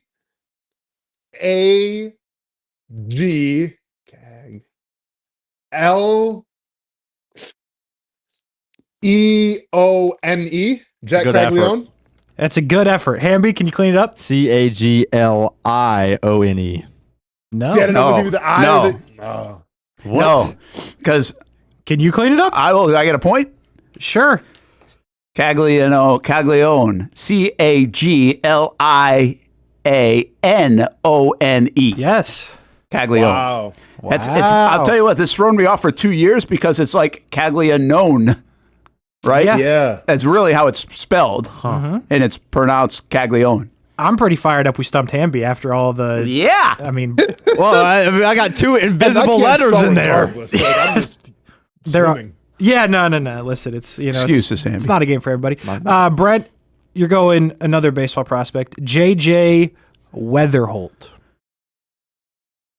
You go with that H, Brent, or you go with the, I know it. weather, you know? I know it. That's a tough one. Yeah, what are you doing? Yeah, but or you could do W-E-T-H. You could throw to Hamby. Put all the pressure on him. You did just get a point. I saw Hamby's reaction. He doesn't want this one. I'm going to take it There's three different options here, in my opinion. I'm going to say Weatherholt. I should have gone with my first instinct and gone with Borish, but I'm not doing it. Wetherholt. How about Weatherholt. How about it? I was going to go with that one too. Yep. How about it? Would you have done that, Hamby? I don't even know what he said. Okay, so no. So no, I like that a lot. Austin from the NHL, former Detroit Red Wing, Pavel Datsyuk. Datsyuk. D-A-T. That's where it gets crazy. S-U-Y-K? Yeah, I think so. I think you got it. No? Did he flip the Y and the U? So close. Oh, man. I thought you were on it, man. That was a good effort. I had it too. That was good. That Y is in a wacky spot. It is, man. It's always the Y. Y-U-K is how that one finishes. Y-U-K. Okay. Sorry, but Hammy, did you know that one? I did not. Never Brent, heard of him. From the world of golf, Christian Bezuidenhout. Oh, this one's fun. South African is the origin. Bezuidenhout. Hout. Okay, South African. Okay. There's a lot of letters. A lot of letters. Don't go short here and think you're going to pull this one out. Write it down. You should be able to write it. Yeah, some dots in there, Brent, if you want. Yeah, I think it actually has some of those. It might have those two dots in there somewhere. I can't remember. Oh, yeah. To use it in a sentence, Christian Bezuidenhout is 76th ranked in the world at golf. Bezuidenhout. I feel like, okay, I'm going to go. I think I got. Could throw it to Hamby. No, I'm not going to Hamby. Hamby, you feel confident on this one? I do. Ooh! You do? I feel pretty confident in this one.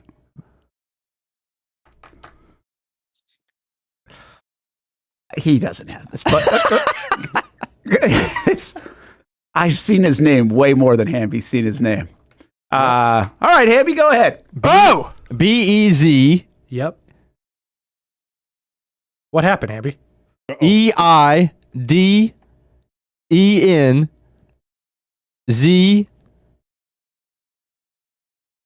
Wait a minute. Hold on. I screw up. B-E-Z.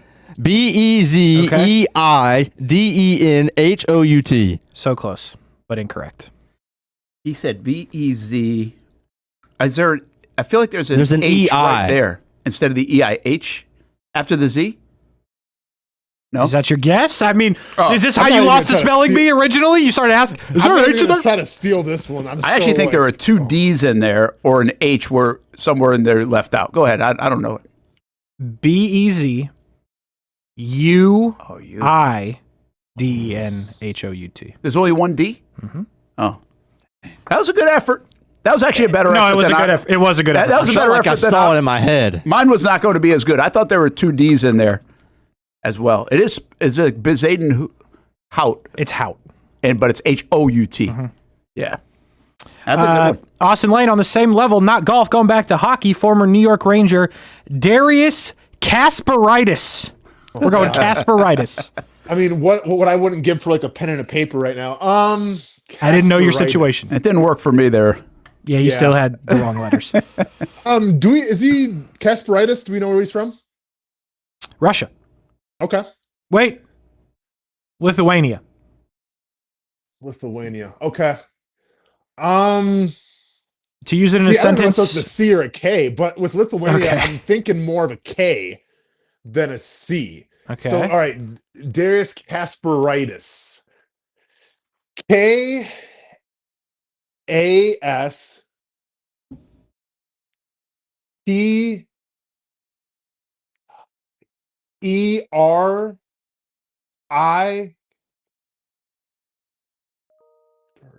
I guess T-U-S?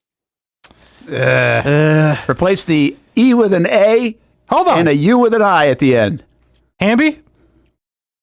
Kasparaitis. I'm going to yield this one. Okay. Fair enough. No, Brent. K-A-S-P-A-R-I-T-I-S? No.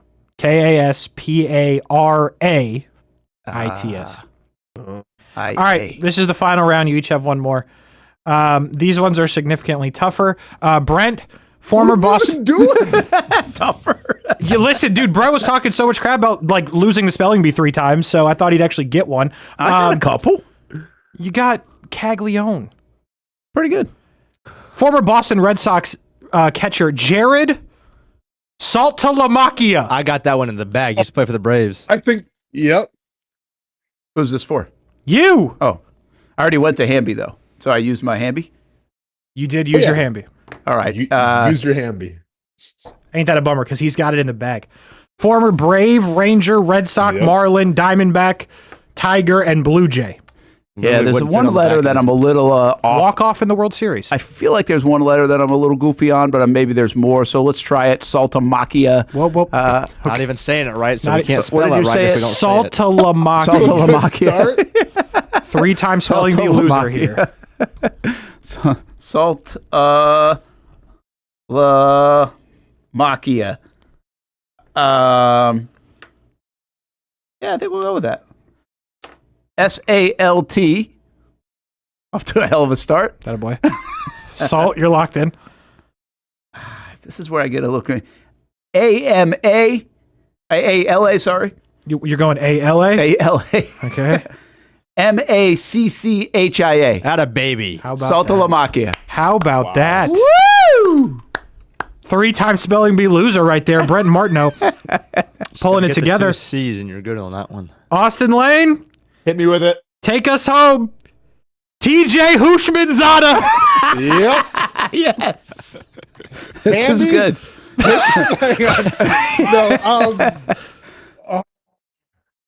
So here's the crazy thing. I remember the NFL Network commercial when they were doing like the karaoke, and the last one was like TJ Hushmanzada.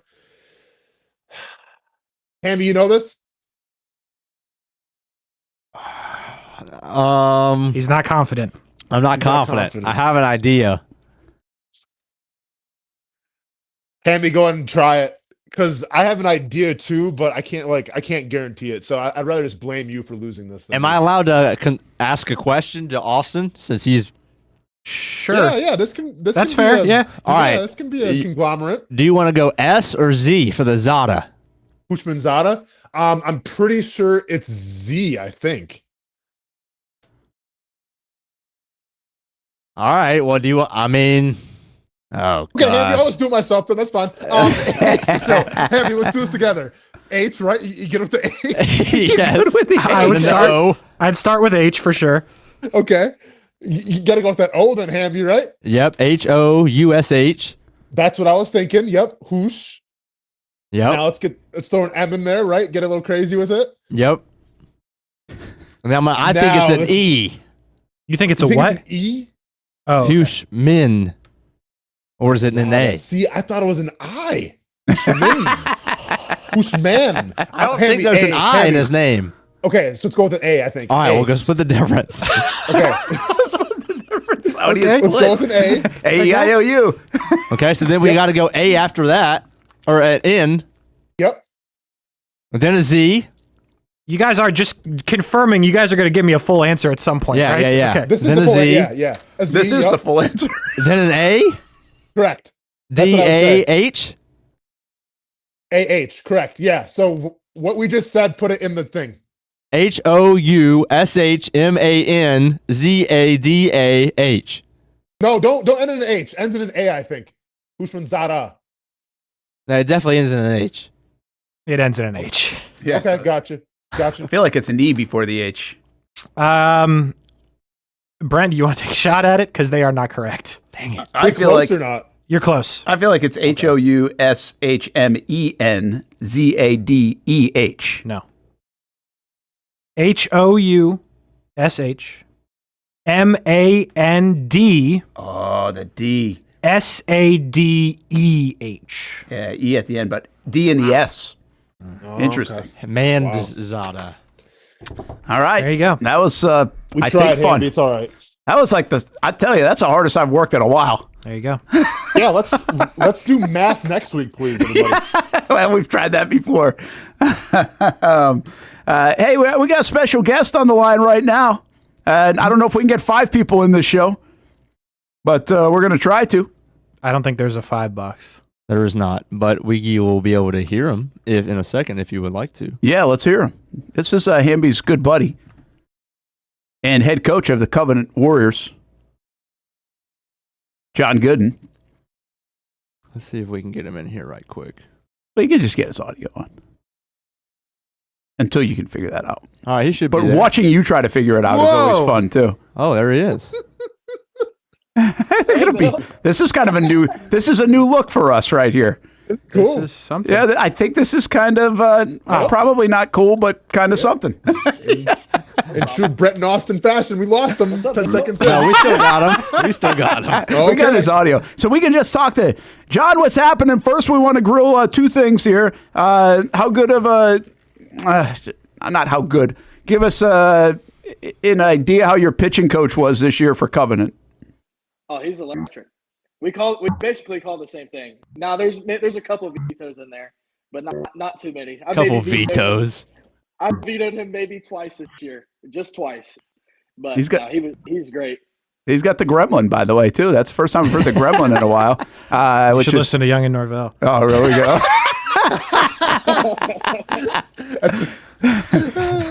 We haven't had the gremlin on this show in a long time.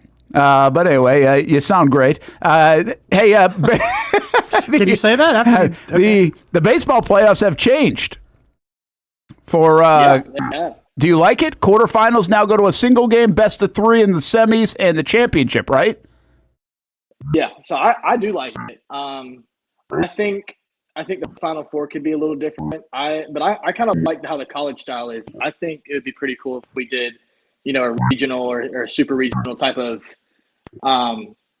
format. I like the double, split us up into 4 teams, or we have 8 teams in a region, split up into 4, do a regional, and then the final 2 go to a super regional type of format. I think that'd be pretty legit, but I like it. You definitely find out who the best teams are, and I do hate it that teams like Trinity, teams like St. John's, they go to that final game and they have their back end guys. They don't get to see their best, but I felt like Trinity definitely was the best team this year. I hate that they didn't get to win one, but I do love the format. I think it's pretty legit. All right, we're weeks after Hamby's wedding. How was the wedding overall? Austin didn't make 2, but got a new car out of it. He might have been the biggest winner out of the wedding. A new car, yeah. I can't hear Austin, but his wedding was awesome, and actually that's kind of why I'm on here. I thought it was legit. Thank you, Brent, for letting me do this. And Hamby, I just wanted to say that I'm super proud of you, and I love coming on this show. Even in about an hour, no gate fees would be on, but that's just a seasonal thing. But love watching you live out your dream, dude. And you've been my best friend for quite some time, and I wanted to come on here and ask you right here in front of everybody to be my best man. Oh my gosh, Brent, you freaking joker. I didn't know that. I thought we were coming on and talk ball. You're kidding me. He just stole the show. Oh my. I love it. Absolutely, man. Absolutely. Hey, listen. For a second, I thought he was going to ask you to marry him, but you were already married. Actually, I thought it was going that way. I was like, whoa. I know you just had a wedding, but you want to do another one? That's where I thought this was going. Lock me in, brother. I'm in for it. Let's do it. Yeah, absolutely. That's awesome. Hey, when are you getting married? Oh, goodness. This is going to be a good one. I actually, so with all the busy schedules, school starting back, and so my future wife, her sisters, she has a bunch of sisters, and they all go out of town for college. Penn State, Florida State, or Gainesville, UF. So we're actually doing ours before they all go back to school, something kind of small, August 8th in 2 months. August 8th. All right. Well, that's coming up. Hamby, you better get the speech going. We'll help you write it. Okay. And hey, so this sounds small, like you're not having 20 people in the wedding party for each of you? No. No. We're cutting it in half. We're putting it at 10 because she does have 7 sisters, so they all got to be in it. But Whoa. yeah, she has a lot. Whoa. She has a lot of siblings. Wow. A lot of siblings. So they're all in it. That's awesome. Christmas must be insane at that. Hamby, I know this whole thing could blow up, like if you actually got video out of the Google Drive, because I got from your wedding. So I got it. Let's see what happens when we play. John, this could be the end of the show. Do you want sound or no sound? No, risk is here, guys. Oh, what the heck? We got like a minute or two left. There is a baby demon counting its ABCs in the back. That's all I hear in my ears right now. It's like he's at school, just counting his ABCs. That's all I hear. That's good. That's kind of cool. That's a good analogy. That is what it sounds like. By the way, John had to make a speech at your wedding. That's true. So you have to have the speech getting ready. Those aren't easy. Does that mean now you have to all of a sudden in 2 months' time plan a bachelor party, Hamby? Oh, this dude's gonna be off again? Dude, come to work. Hey, that's the first thing I thought of, but I didn't want to ruin the party. I don't care. I'll ruin anything. Oh my god! I was like, it is football season, John. Hey, August 8th, we can fit that in there. We'll be all right. We'll take care of it. We're going to the Jags preseason game right after. Oh, okay. There we go. Good party. That's it. Yep. Oh, yeah. There you go. All right, Brett, you want this video with sound or without it? No, we can go without sound. It's fine. I just wanted everybody. Is this all 20 of the people? This is. I think I pulled the right video here. Oh, I put it in slow mo. Hold on. Dude, this video. Oh man! Please don't do slow mo. Hamby, we can't slow mo a 20 walk. I didn't know you could slow mo like that. Just there. Yeah, how did you do that? You just changed the speed. I honestly don't know. I'm hoping this is the right video of every. Oh, this might be just you guys coming in. This is, by the way, Austin, we came out to Tom Sawyer right here. This is you guys, yeah. Man, see, now I'm gonna make me upset again, Hamby. I want to be there for that. Yeah, That's cool. That was Tom Sawyer right there. Where'd he go? Oh, there he is. Yeah, I had a pole in my way. It's like Fenway Park. Hey, move and get the shot, Brent. Aren't you a professional? It's like Fenway Park. It depends where you sit. John, this was a lot of fun, though, right? Can you hear me still? There's no telling. Oh, I think we lost him. We might have lost him. And the gremlin. Holy crap, you have a lot of friends, Hamby. Look at all these people. That was a lot of people in that place. I had like 6 people total at my wedding. Nobody showed up. It's a good way to do it. Look at this. See, I'm glad I didn't Uber there or anything because I would have been so sweaty and just my stench would have stunk up that whole room right there. Look at all these people. That's insane. That's cool. Wow. Gosh, that wasn't the right video that I had. I didn't know which one it was. That was you guys obviously coming in. Thanks. Let's try. Oh yeah, no. Going overtime. Yeah, we go overtime. We go overtime. Check it out the Scrap House tonight. We're going to review Hamby's videos. Forget wrestling news. Everyone's getting fired. We got Hamby's. It's a good It's a good tease, by the way. You guys got big news on the wrestling front. Lots of big news. Oh, a lot of big news, Brent. Yeah. Freaking R-Truth, man. Yes, that's part of it. R-Truth, Carlito, we'll see you. Mariah May, welcome to NXT. It's kind of funny how they just kind of threw Mariah May in there. I'm like, who got fired? I don't even care anymore. I'm like, oh, what's up, Mariah May? A lot of bad PR. They're like, you know what we should do here? Mariah May. And I'm not mad at it at all. Effect on it. All right, so 7 o'clock, Action Sports Jax 24/7 Network. It's the Scrap House. Go eat some calories, man. Wait, we're not doing the video? Well, I might not have got it to him. I don't even know if I picked the right one again. I'm just throwing stuff out there now. I mean, if worse comes worse, it's the wrong video. Just put like Mariah May up there. It'll fix everything. People will forget. Yes, it will. Tonight, by the way, on CBS 47 and Fox 30, we'll have a little Travis Hunter, Brian Thomas Jr., not together, but Travis Hunter on Brian Thomas Jr. Fun little exchange there coming up later in the day on the TV side as we continue to unveil our Travis Hunter sit-down interview. All right, back at it tomorrow. Go get a good workout in. Is this the same video I just showed? This is different. It is different. I picked maybe a good one. So what they did is smart here. As I was like, we're going to go one at a time. Oh, no. We're going to. Holy cow. They went all together, though, guys. This was smart. We missed our cue there, whoever that. Oh, that was, yeah. You did miss a cue there for sure. Wait. Look at all of them. Holy cow. Look at all of them. Holy crap. You got an army. Yeah, we come ready, brother. There's John right there. There's Bill. Oh, no, is that John? That's it. Yeah, that's it. Yeah. Okay. Holy cow. This is unbelievable. Hey, John, if you guys have somebody fall out of the wedding party and you want us to give some spot away here on the show, just let us know. I'll pass it forward to him. I'm due for one. Gonna have a brand new vehicle pulling up. Oh, yeah, let's go. How much parking did this place have? Because there must have been 90 to 100 cars. It was a farm. Okay. Yeah, that's why you had to do a farm. You're like, we're inviting everyone in Jacksonville. We need somewhere for them to park. Valet dude could have made a lot of money at a place. Was there a valet dude? No, there wasn't, but it could have been. All right. I would have done that. That would have been a great idea. We're going to get out of here. Have a good Wednesday, everybody. Congrats to John. August 8th, you'll be the best man, Hamby. Let's do it. I just want you to be the best man from 10 to 1 daily. That's it. Show up to work sometimes, Hamby. Damn. Good for your friend, but come on. Work.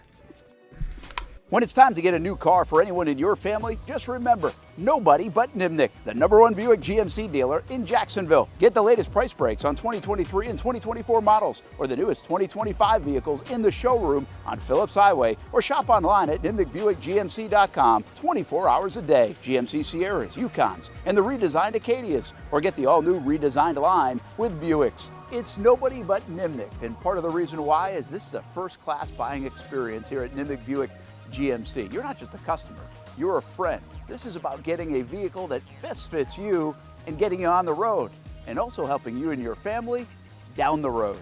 Nimnick has a treating you right guarantee, courtesy, respect, fairness, and most Buicks, GMCs, and Jacksonville's only Car Bravo dealer, nobody but Nimnick. Who has put in the most years and stands behind a better experience? Nobody but Nimnick. GMC. We are professional grade. If you look good, you feel good. And the medical professionals here at Ponte Vedra Vein and Aesthetics are here to make you feel your best. I'm on camera every week, and I have a confession to make. I'm not always confident in my appearance. Can you see my dark circles? Is my makeup highlighting my fine lines instead of covering them up? I question it all. So when